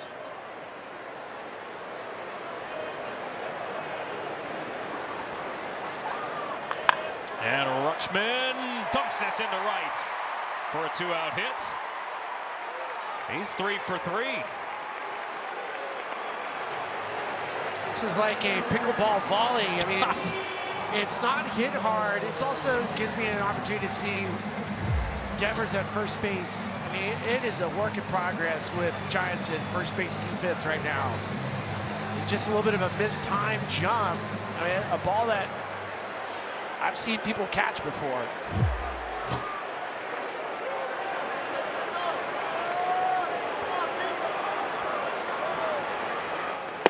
We talked about in the second inning, the defense really failed him.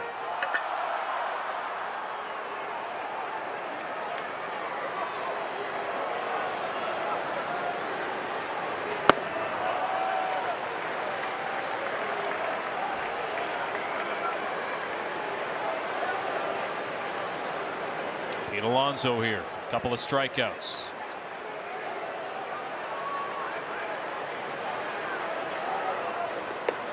A looping breaking ball that misses low and away.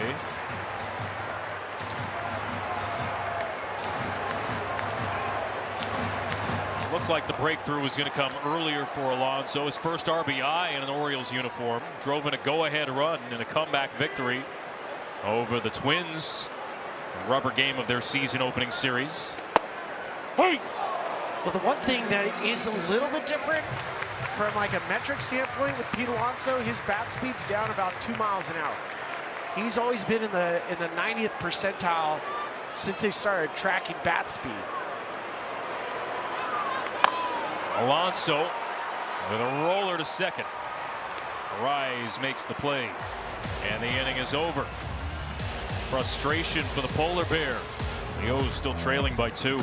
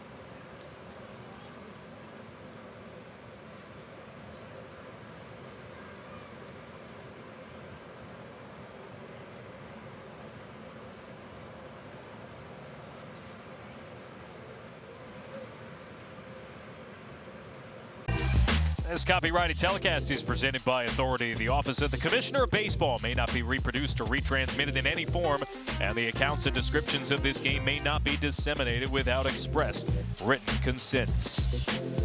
Tony Vitello, first-year manager for the Giants, who said he has never stepped foot in Camden Yards before until today. He's going to be going through the whole ballpark tour. He was funny when he was talking about that, how this was one of his favorite ballparks and an organization and a team that he cheered for. New pitcher into the game for the Orioles, Yennier Cano.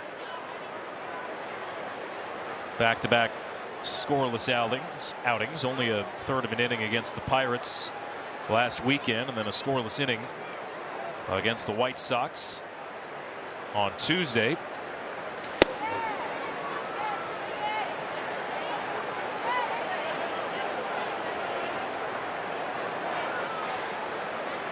Baltimore bullpen that struggled last year. 24th in bullpen ERA. 8-9-1 here for the Giants. 23. I mean, he was virtually untouchable. Had this combination, moving fastball, great changeup. But he had back-to-back years of over 70 appearances, and that does start to catch up with you. Bailey drives one, center field. That sends Taveras back, and he makes the catch in front of the wall.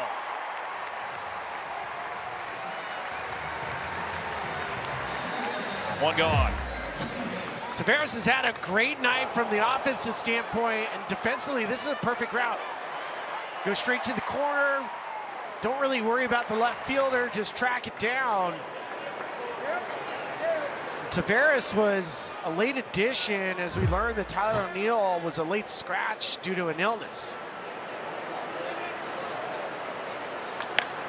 Ground ball the third from Harrison Bader. And Alexander makes the play on the run.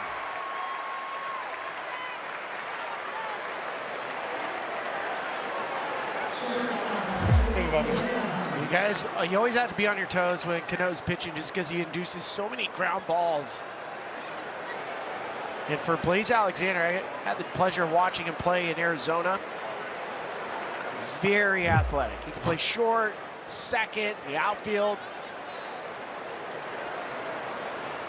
New infield coach Miguel Cairo was raving in spring training about his range. And I have a feeling they have every intention of giving him some playing time in a variety of positions. And he's been a seamless fit wherever he's been. Even took some reps at center field in spring. He can play out 3 outfield positions. Yeah, he can legit play anywhere. Natural shortstop when he first came up. He was acquired this spring just before there were injuries to Jordan Westburg and Jackson Holliday. And Holliday is the closest of the two. Jordan Westburg is going to be out several months with an elbow injury. Holliday working his way back from a fractured bone in his hand. I'm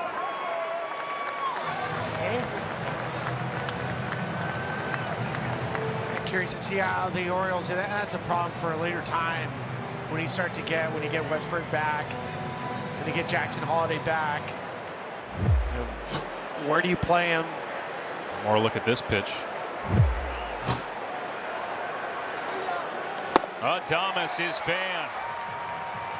Cano with a 1-2-3-6.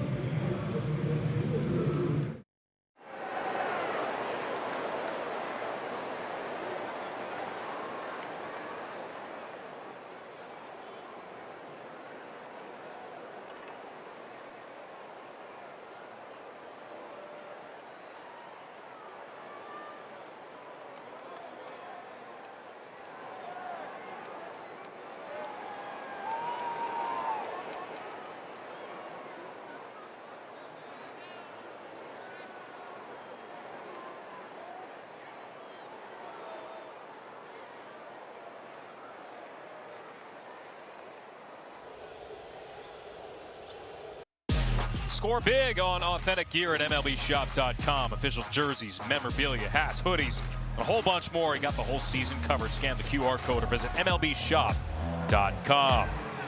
And download the MLB app. Personalized highlights and push notifications set up just for you all season long. The MLB app, the #1 app for live baseball. Alex Faust, Ryan Spilborghs, Trisha Whitaker. A beautiful Friday night for baseball. Samuel Basayo. Hard ground out. Tough play made by Rafi Devers back in the 4th. He's 0 for 2 tonight. 21 years of age, but look at that build. Yeah. I mean,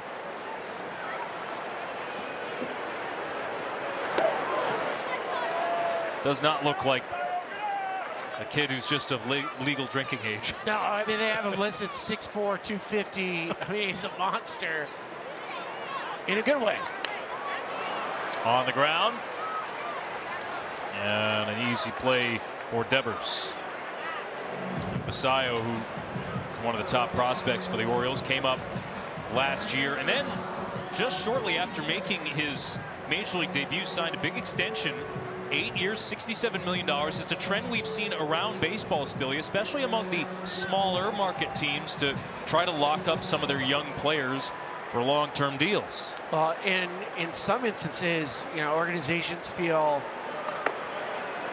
if they think, number one, the finances help you take the pressure off your game. That's one. But number two, if you think that player is going to be really good over time, you start getting that surplus value, where the value of that contract now allows you to put people around him to make your team even better.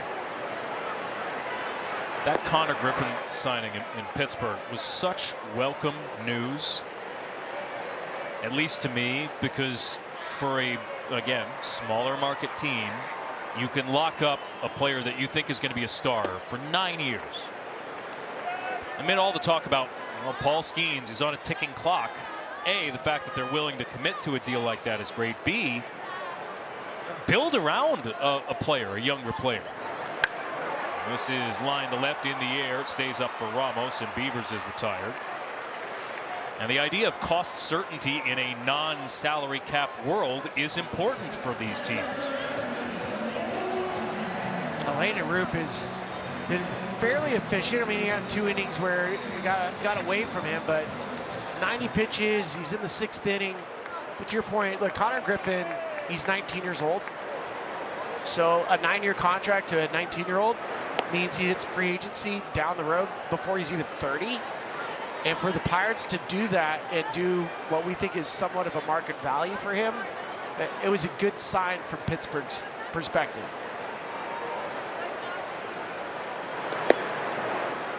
We're going to have our first glimpse of the Pirates on Apple TV next Friday.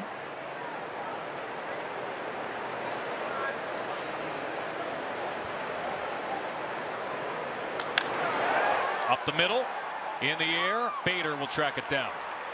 1, 2, 3, 6 for Landon Roop. And it remains a 3-1 game.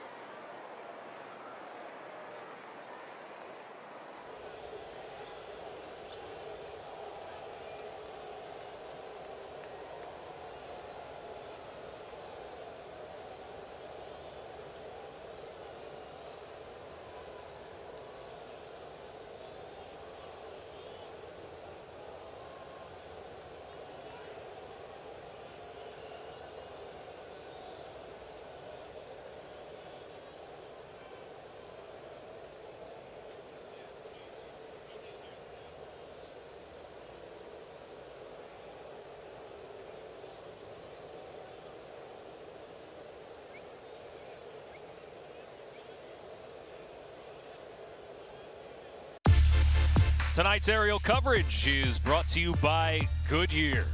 Great shots from our drone. Up above Camden Yards, just steps away from the inner harbor. Arise, Chapman, and Devers, 2, 3, and 4 here for the Giants, who lead 3-1. As we hit the top of the 7th, and the new pitcher for the Orioles, Nick Raquet. Played at the College of William and Mary, not too far from here, a couple hours drive. Only his 3rd major league appearance, acquired from the Cardinals last week. And it's a first pitch strike, a breaking ball on the corner, and a challenge. Batter challenge the strike ball. Challenge powered by T-Mobile. You take a look at the numbers at AAA, and Arise will lose a challenge here. No, he keeps the challenge. Keeps the challenge, I should say. Right.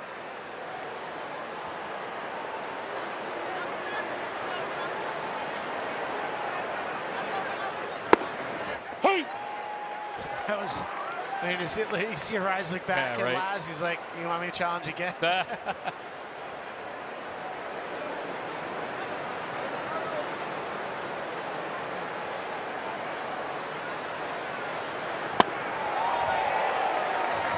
Not often you see a whiff from Arise, who only struck out 3% of the time last year.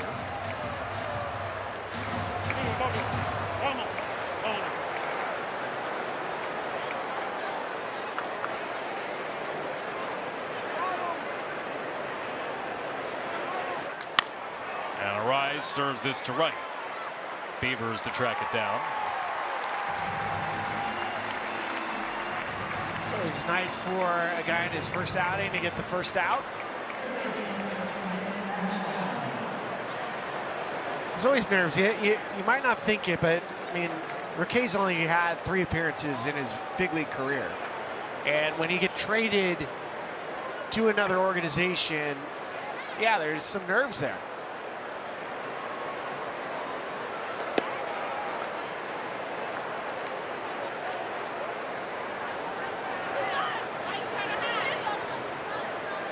Chapman now.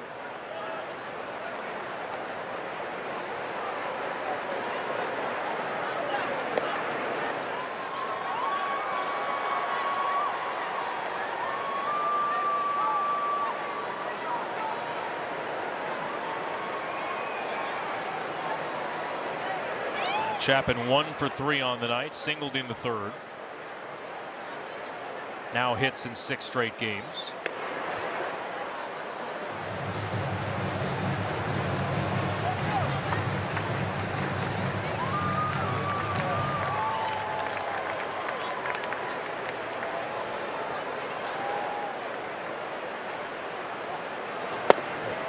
That's a 4-pitch walk. We'll talk about Chapman and how he's kind of wearing a bit of the frustration. This high throw to Casey Schmidt, or this wide throw, that's one. There was another one. That one that resulted in this. Catch the ball, if you were reading lips in the moment. Yeah, we had to blur it out. Yeah, we had to use the beep. Now, I understand Matt Chapman's perspective here. Here's an elite, one of the best third basemen defensively in baseball. First base is a nuanced position where you've had multiple guys at a position there playing it. They have not been catching the ball at first very well. And is it a teaching moment that could have been handled better? 100%. Matt Chapman, if you're going to talk to your buddy like that, you do it below the dugout.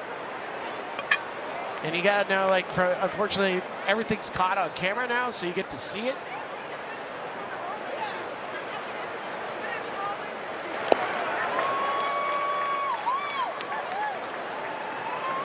I mean, Matt Chapman has the credibility to talk about this.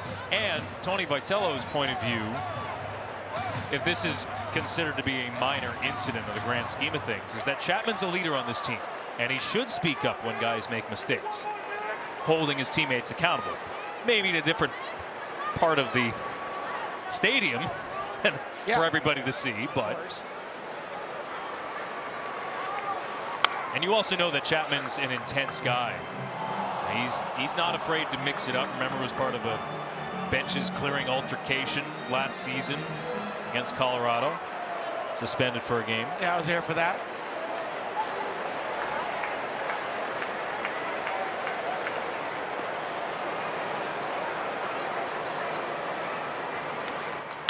In the air, right field from Devers, pretty deep in front of the track. The catch is made by Beavers. And Chapman has to go back to first. Devers gave it a ride, but it's allowed out. Just watching the reaction of Devers, it almost felt like he got it. He's kind of walking with it. You know, we know it's the Masters, talking to the ball, trying to ease it into the green. It ends up easing into the glove of Beavers. Least shocking thing in the world is that both clubhouses had the Masters on today. Hey! Where were you expecting them to watch? I don't know. Other baseball games? Judge Judy. Well, nobody can judge. Family Feud. I don't know. Whatever. No, just kidding.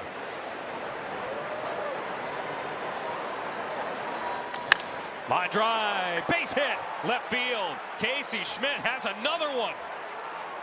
And he has another that goes for extra bases. Chapman all the way around from first. He scores. And the Giants lead 4-1. Casey Schmidt having himself a night. His third double of the night. And it extends the lead for San Francisco. Well, it's funny how we were talking about Matt Chapman talking to Casey Schmidt. Schmidt was probably telling him to get moving so he could score a third double for Casey. And I just love, I mean, it is so important. As you were watching Matt Chapman, he never broke stride. He's cutting the pills. And this is a good relay.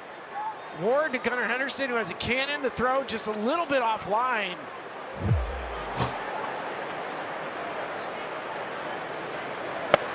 I mean, that's a 90-yard sprint for Matt Chapman. That is basically, you're taking it to the house. And any misstep for Chapman, he's out at home plate.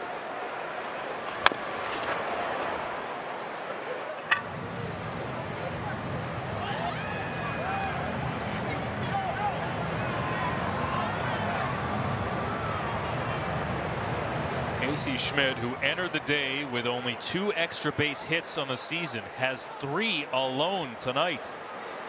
To drive in Chapman all the way from first. And Jung-Hoo Lee lays into one deep to right field. And the Giants have 6 on a 2-run shot from Lee.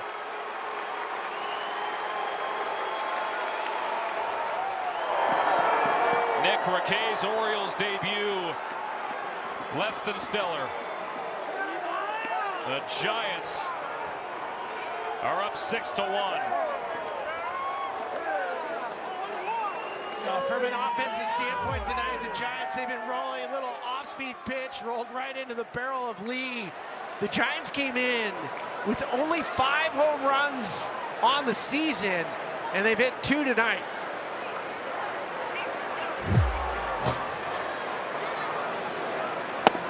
Hey! That homer took the air out of the 4-1-0.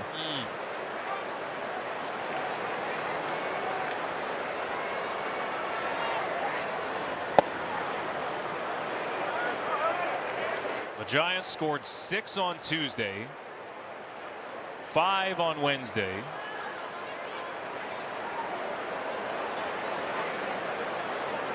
And now 6 tonight. But it's all the extra base hits they're tallying tonight. That makes you think, if you're a Giants fan, maybe they have gotten out of their funk. I'll see it as the first game of a 10-day road trip. First time they've left the West Coast.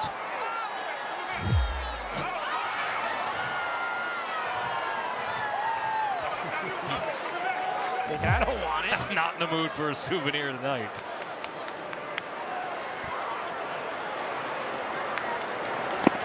Giants haven't made the postseason since 2021, and the consensus is if they're going to get back there, they need to slug.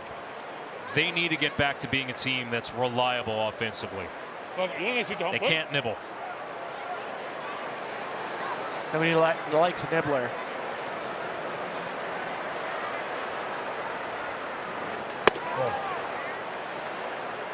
San Francisco didn't bring aboard an impact bat this offseason necessarily, but they did hire a new hitting coach.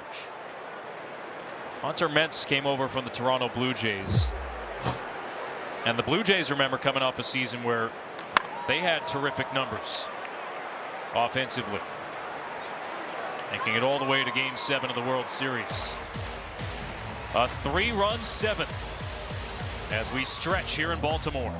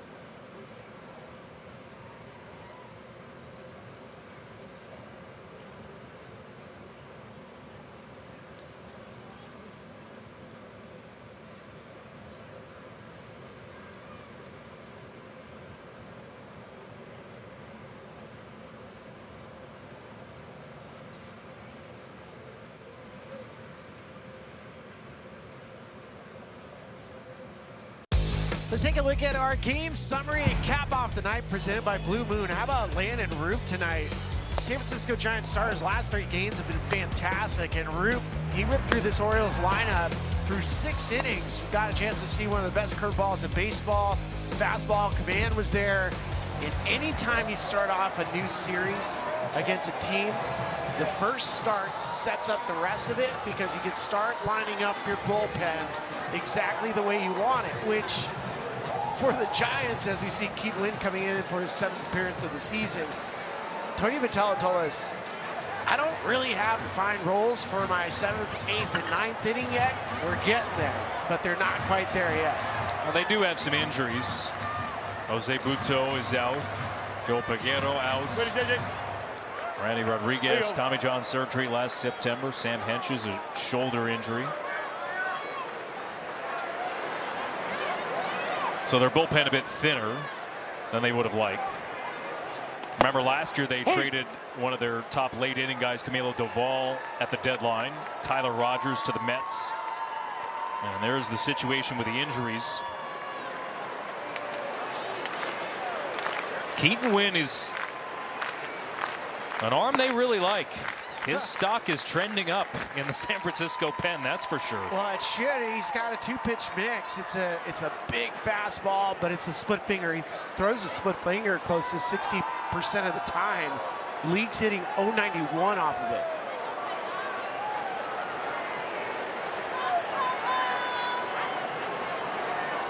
There are some in San Francisco clamoring for him to take on the closer's role, but to your point, Vitello is non-committal right now, nor should he be at this stage of the season, I would imagine, right? I mean, it's still there's still so much that has to go on before you feel comfortable with a set role. Like, I'll give you an example. Minnesota Twins, Derek Shelton has taken over that team. He got 4 different relievers to earn a save this week. That's why I do that.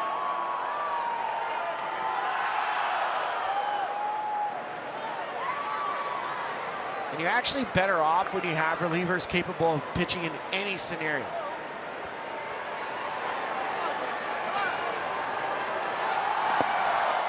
This gets skipped in the dirt. Craig Counsell calls his bullpen just the out-getters. Doesn't matter. Yeah, go get outs. Yeah. And I venture to say, Spilly, that I feel like across baseball, things are starting to trend in that direction where, yeah, you might have your guys with the best stuff in the highest leverage situations, but that's dependent on the lineup. It's not necessarily, oh, 9th inning, here you go. Jackson holds his swing. To your point, you might have a portion of the lineup where, you know, a right-handed slider isn't a good spot for 3 left-handed hitters. Shattered back. That hurtles towards Chapman. The play made by Adames, and it skips away. Devers couldn't dig it out. And the leadoff man is aboard for the Orioles in the 7th. This gives you an idea of the optics and something that we've been talking. This left side of the dirt for the Giants, fantastic defensively with Willie Adames, Matt Chapman. Now, this isn't a great throw from Adames to Rafael Devers, but this is a perfect illustration. Look, the glove goes flying, the ball's going off. The optics of first base defense right now for the Giants captured in one video. It's a question mark.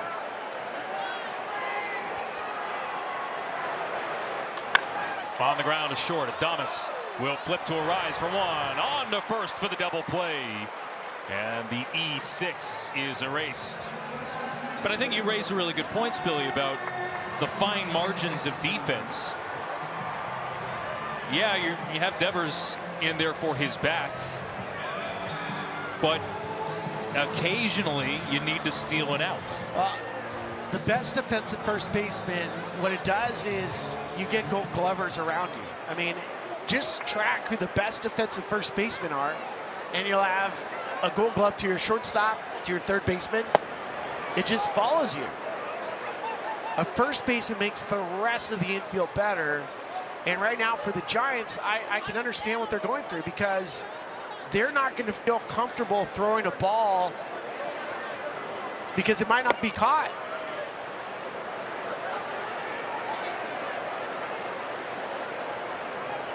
And Devers, you can see, like, Devers doesn't want to be embarrassed at first base either. See, he's upset. Chopper from Henderson. And a rise is there. Keaton Wynn comes out of the pen, faces the minimum. And the error does not become a factor.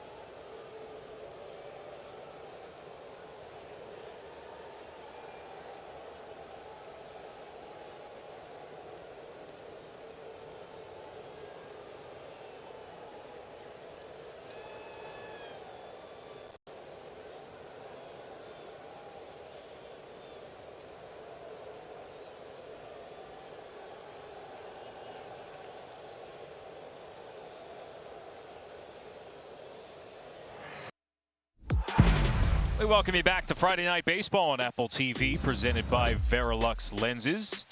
Alex Faust, Ryan Spilborghs, Trisha Whitaker here with you.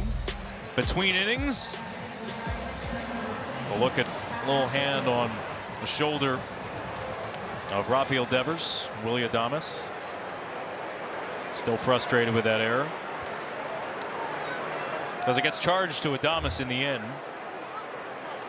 But Devers is the one who feels responsible for it. Feels awful about it. He's played, which is crazy, he's played 32 games at first base in his big league career. He's played 952 at third base. It's a nuanced position. It's not, you can't just throw somebody at first. And I think one part for me, because I know Devers has a lot of pride, you don't want to feel embarrassed, right? And you don't want to let your team down. Being on defense and being a liability is a big problem. Albert Suarez on to pitch here. But the benefit that the Giants have, if Devers wants to get better at first, they have arguably the best infield instructor in the game in Ron Washington. So if you want to get your work in, I know Ron Washington, he's here every day at 2. He does the same thing. He built a tradition. Start with the Braves and go back and saw what he did with Marcus Semien in Oakland. And the air the other way from Bailey. Ward drifting back. And Rafi Devers got his first crack at first base last year, playing 29 games at first with the Giants. DH'd 60 times. And no doubt it was a work in progress. Yeah, and he's had a couple plays already this season at first base beyond tonight. Fly ball here from Bader, and this sends Ward back in front of the wall. This ball is caught! Ward may have taken a homer away from Harrison Bader. At the very least, it's an extra base hit that he steals. Let's check it out. He's right up against the wall. I mean, he might have pushed it out over the fence, but I love the catch. He definitely robbed it. Definitely robbed it. One of the best feelings he can have, and Harrison Bader's just kind of laughing. He can't buy a hit. Now 1 for his last 26. Hey!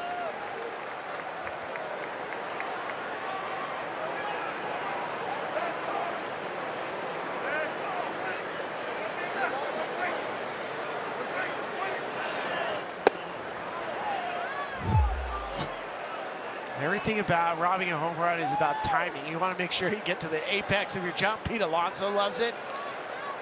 Former Florida teammate, Pete Alonso, Harrison Bader.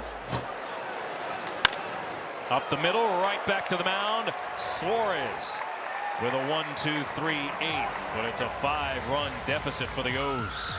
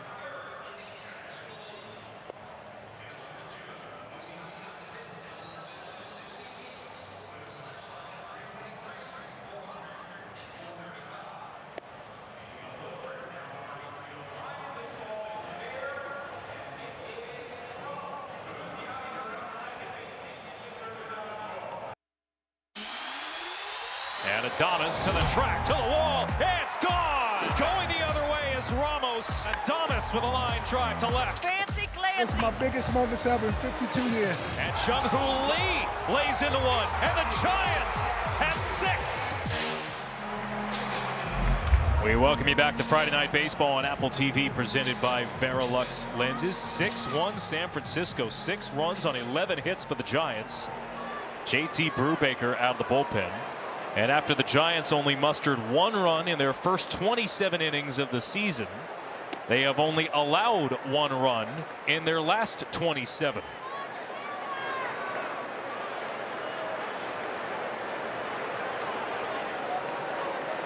Ward, Rutschman, and Alonso for the Orioles, down to their last 6 outs. JT Brubaker signed a minor league deal with the Giants this offseason. He's been one of those guys, you know, you see a reliever, by the end of their career, they've played for 8 or 9 different teams. Hey! He's pitched for the Pirates, the Yankees, the Giants.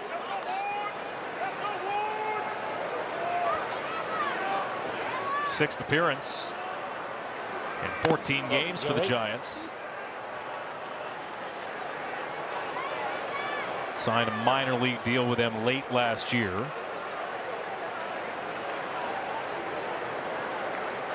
Long comeback from Tommy John surgery after missing all of 2023 and most of 2024 in the minors, and he fans Ward to open the 8th.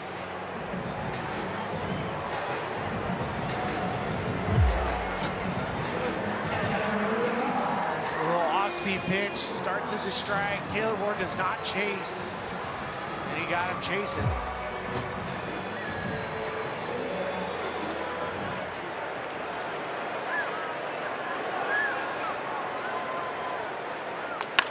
Rutschman now swinging on the first pitch. 2 gone. Let's take a look at pitching decisions presented by Sage. Let's go back to the 3rd inning and Pete Alonso. For Landon Roop, this is a big opportunity to try to get out of this inning. Had a couple guys on base, curveball, sinker, curveball, and then he ended up with another curveball and let out a loud yell.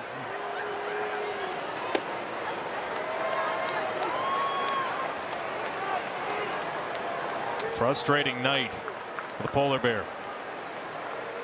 There have been plenty to begin the season. Hey! There is some concern for the Orioles. We've talked about the lack of power to begin the year for the Giants. Orioles only have 8 home runs. That's the 5th fewest coming into the day. Ward, Rutschman, Alonso, and O'Neill have a combined 4 home runs through the first 12 games. That was on the called 3rd strike earlier. After the ground out, wearing some frustrations. You come to a new place, you sign a big contract, there's a lot of pressure that comes with it. Well, it's so frustrating when you know that your timing is off and your swing is off. And I pointed out one of the indicators is Pete Alonso's bat speed's down 2 miles an hour. He's literally been, since he got to the big leagues, he'll take a walk and he'll probably be happy with that. But he was in the 90th percentile. Right now he's 72nd percentile. So close to a 20% drop in league average. That's a big drop. This includes tonight.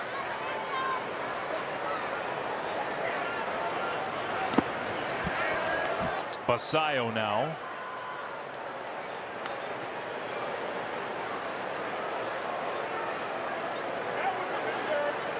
Only 1 extra base hit for him on the young campaign. Whoa. The last little thing with Pete Alonso is, even though we've seen, you know, decrease in bat speed, hard hit percentage really good. Average exit velocity when he does put a ball in play, really, really good. So you have some like underlying numbers. This is why, you know, batting average doesn't always tell the story. Batting average doesn't tell the story. You know, bat speed doesn't tell the story. But first 7 seasons, and Pete Alonso's on a board with Ralph Kiner the machine Albert Pujols, Ryan Howard, and Santa Barbara legend Eddie Matthews, Hall of Famer.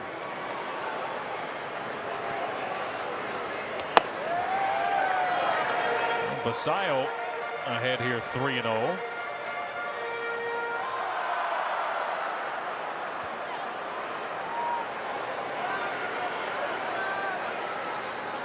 $31 million average value and a 4-pitch walk to Basayo. So back-to-back walks here for Brubaker.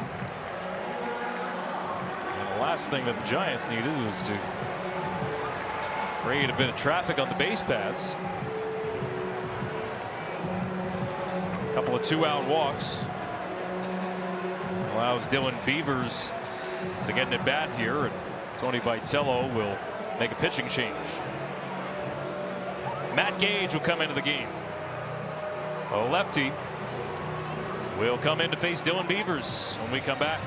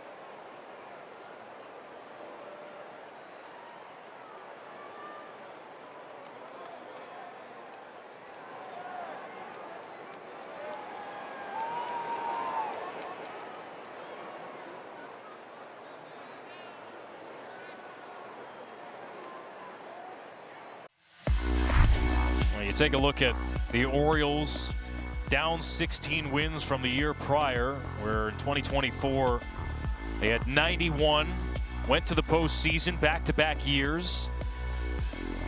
Atlanta Braves had a tough year in 2025 as well. Never mind the team at the top. Sorry.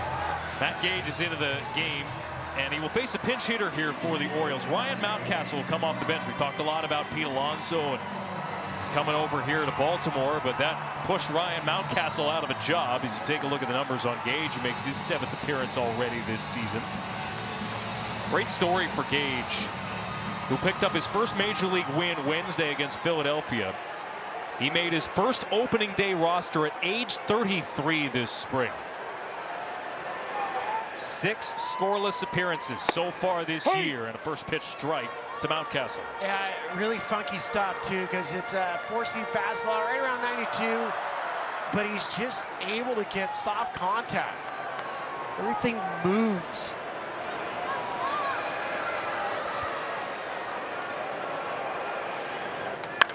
Mountcastle pops this up right field. Playable for Lee. And the inning is over. Only 2 pitches needed for Matt Gage. And the Giants carry a 6-1 lead to the 9th.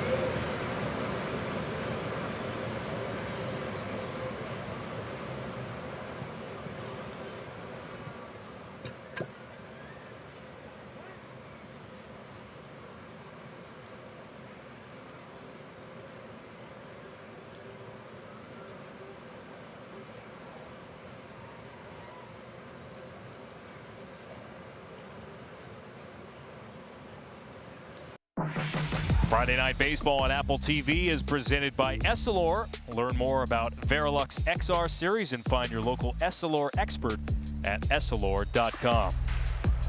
New right fielder for the Orioles, Colton Cowser, enters as a defensive replacement. The Giants looking for their 3rd straight win as they set off on a 10-day, 9-game road trip.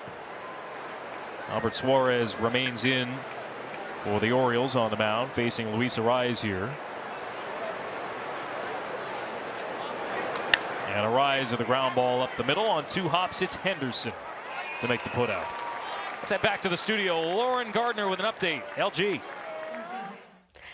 Alex, Rays, Yankees at Tropicana Field, bottom 6. Chandler Simpson, hard hit ball there. That's an RBI single to center, puts Tampa up 4-2. 5-3 the final score from the Trop, my friend. All right, LG. We'll see the Rays next Friday in Pittsburgh. Glad to see them back at the Trop. Oh, yeah. There's a base hit to left for Matt Chapman. It continues a productive day for him. 2 for 4. A run scored. Yeah, has a walk in there. Had a hit stolen from him in the first inning. Swinging the bat really well. It's an idea trying to get that barrel above your hand so you can get on top of the baseball.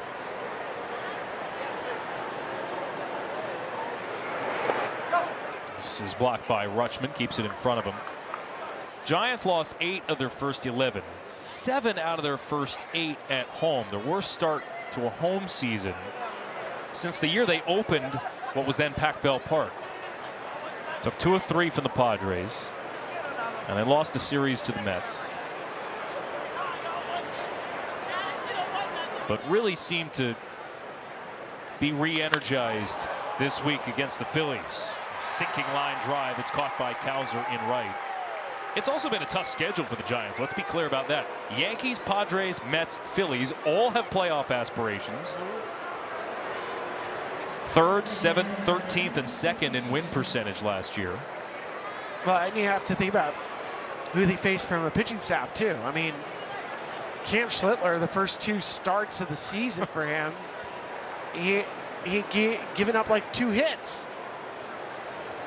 Northeastern University legend. Yep. That's why I led you. I mean, yes. The biggest question is, which Giants team are we supposed to believe this group is? The one that got shut out in their first couple games? Nope. Or the one that just shut down the Phillies and are in the process of doing the same here to the Orioles in game 1 of this series?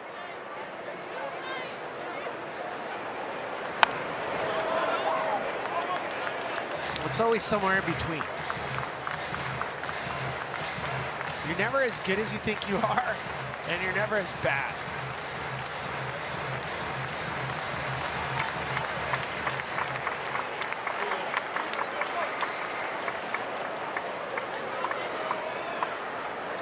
Oh, and 2 to Casey Schmidt.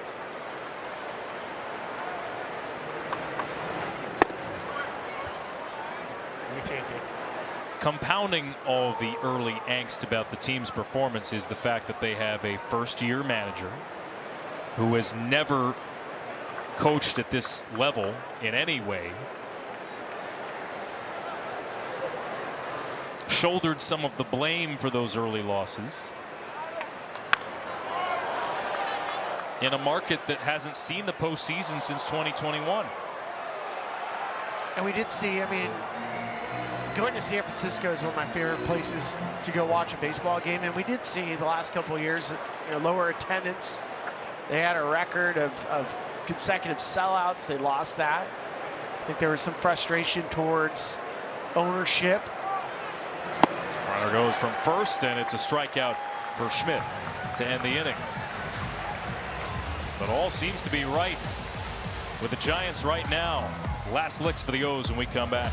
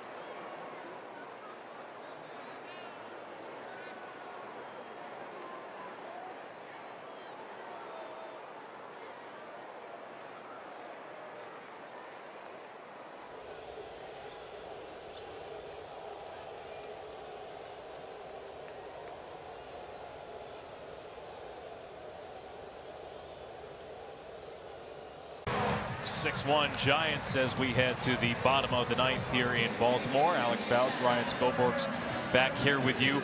April is a perfect month for overreactions and sometimes overcorrections. I don't know if we're on the overcorrection side just yet, but the Giants, it may be like the early scuffles were an overreaction. Yeah, it feels like you can take a little bit of a breath if you're a Giants fan. Like maybe this is the version of the team that's supposed to be playing. I know from a defensive standpoint, we still have some concerns. Obviously tonight it was kind of highlighted by a play at first, but you don't want to pound on that one too much. And I know from Baltimore standpoint too, as we see Blade Tidwell coming into the game, is seeing this version of the Orioles.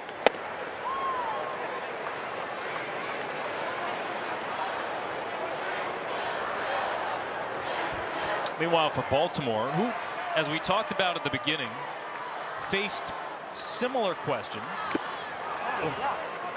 This is foul tipped into the mid. Let's see. Nope, it hit the ground. Laz Diaz says it hit the dirt, and so Taveras will stay in there. Let's see if it ends up hitting the dirt. Yeah, it hit the dirt.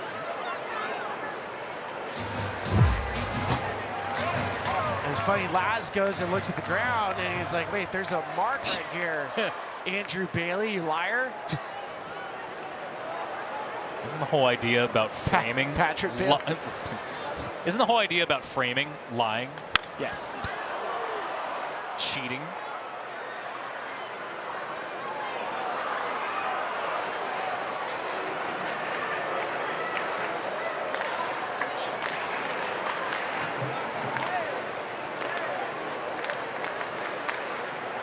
And the Orioles, in so many ways, it's kind of a symmetry to where the Giants are starting as Taveras rolls over on one to first. Devers makes the flip. Craig Albarnaz in his first season carries himself with a lot of confidence. As you mentioned, you know where you stand. He was the right-hand man for Stephen Vogt as his bench coach in Cleveland, who said he leaned on this guy quite a lot, especially in that first year for Vogt in 2024. He's only the second manager, Craig Albarnaz, hired by Mike Elias since becoming general manager.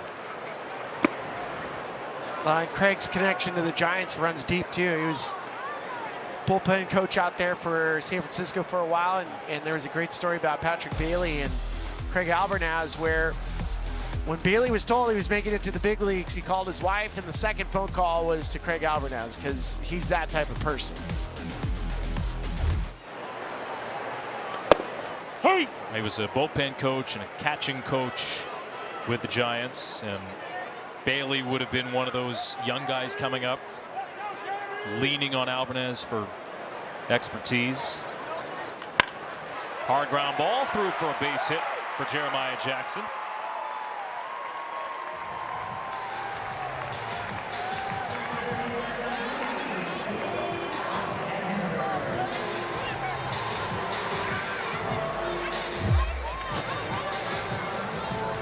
Off-speed pitch.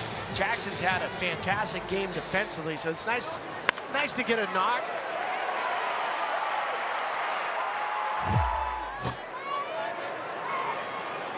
Bring up Blaze Alexander. Big swing.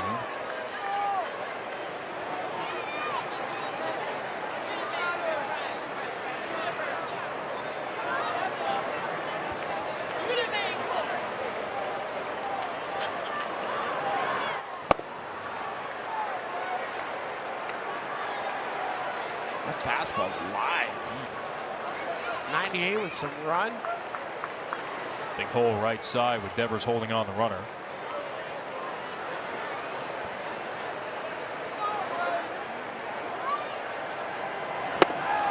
And a strikeout for Tidwell, fanning Alexander with another of those running fastballs. Now the Orioles down to their last out. I was talking with Jesse Chavez, who's now a coach for Tony Vitello in the bullpen, and he told me, he said, hey, watch Tidwell. This guy's arm's fun. Rookie reliever looking to put the finishing touches on this one, but Henderson has other ideas. Deep to right field. This game's not over yet. Gunnar Henderson with his 5th homer of the season. His 11th RBI.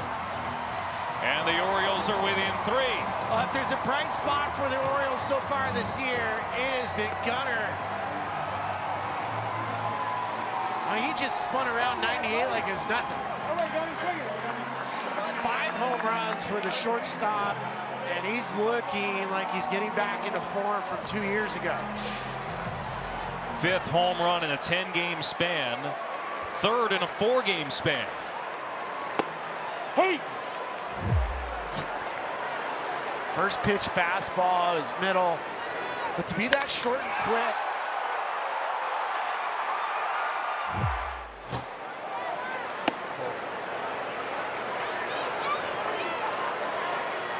Also shows you Gunnar's in this mindset. He's not giving up anything.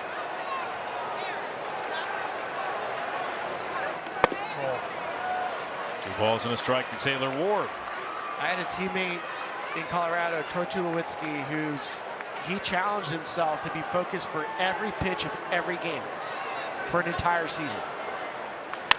Ward goes the other way. It is a fair ball into the corner. Taylor Ward continues to be a double machine, his 10th of the year, most in the majors. And the Orioles have a 2-out rally. Rutschman will come to the plate now. Baltimore is not going away easy into the night. Cedar Doble continues to rink. 2 outs, fastball away. Follow your leader, and Gunnar, don't give it a bat away either.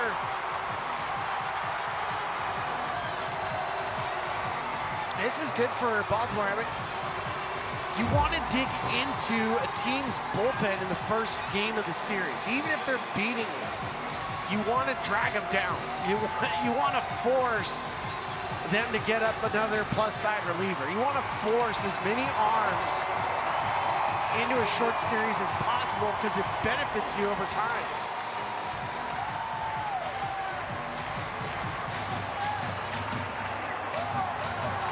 Giants have used 5 pitchers tonight. Adley Rutschman, a 3-hit night.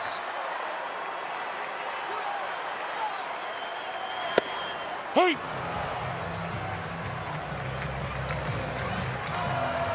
Two doubles and a single.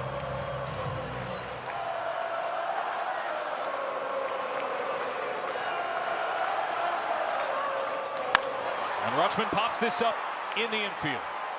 Adames waves everybody off, and the game is over.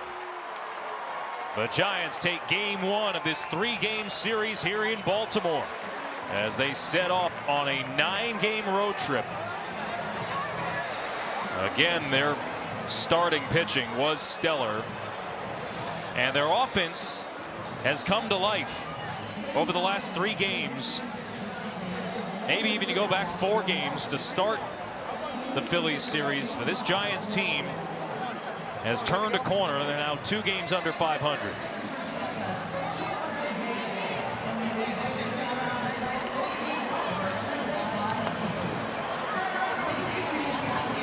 A 3-game winning streak feels a whole lot better when you start getting your team together. And here's Adley. He knows he just missed one.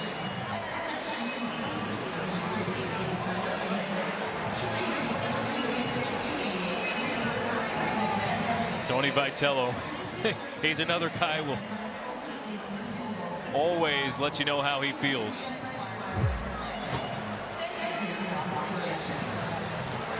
Giants get to 6-8 on the season. It was a heck of a night for Casey Schmidt. 3 doubles, scored twice, and drove in a run. And he was aggressive early in the counts. And he had 2 doubles to start his night off on the first pitch. And they drove in Matt Chapman. It was kind of one of those juggler runs late. Really nice night for Casey Schmidt. He had one of the 5 2-out RBI for the Giants, and he's standing by downstairs with Tricia. All right, Casey, a 3-hit night for you, 3 doubles. Was that baseball just looking like a beach ball out there to you tonight? I mean, we just had a good scouting report. I mean, Hunter got us good, and you know, we got in there and got ready to go.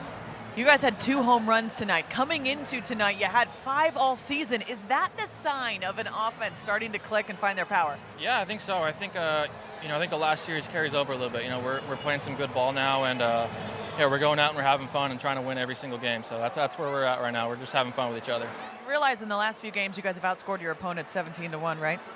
Yeah. Well, in addition to those runs they tacked on in the 9th, but yes. Yeah, I mean, we're having fun and we're playing baseball, and you know, that's what it's all about. You know, we're going out, we're playing hard, and giving it everything we got. Willie Adames, what did you see from him tonight? He got you going there early in the game, huh? Man, he looked like a young Manny Ramirez on that backside home run. Wow. Yeah, I mean, he got us going, you know, early, and you know, we just kept going, and yeah, it was just a lot of fun to be a part of it. 3 wins in a row for this team. You know the start of the season was a little bit bumpy, but what can 3 wins in a row do for a group like this? Yeah, I think it can do a lot for us.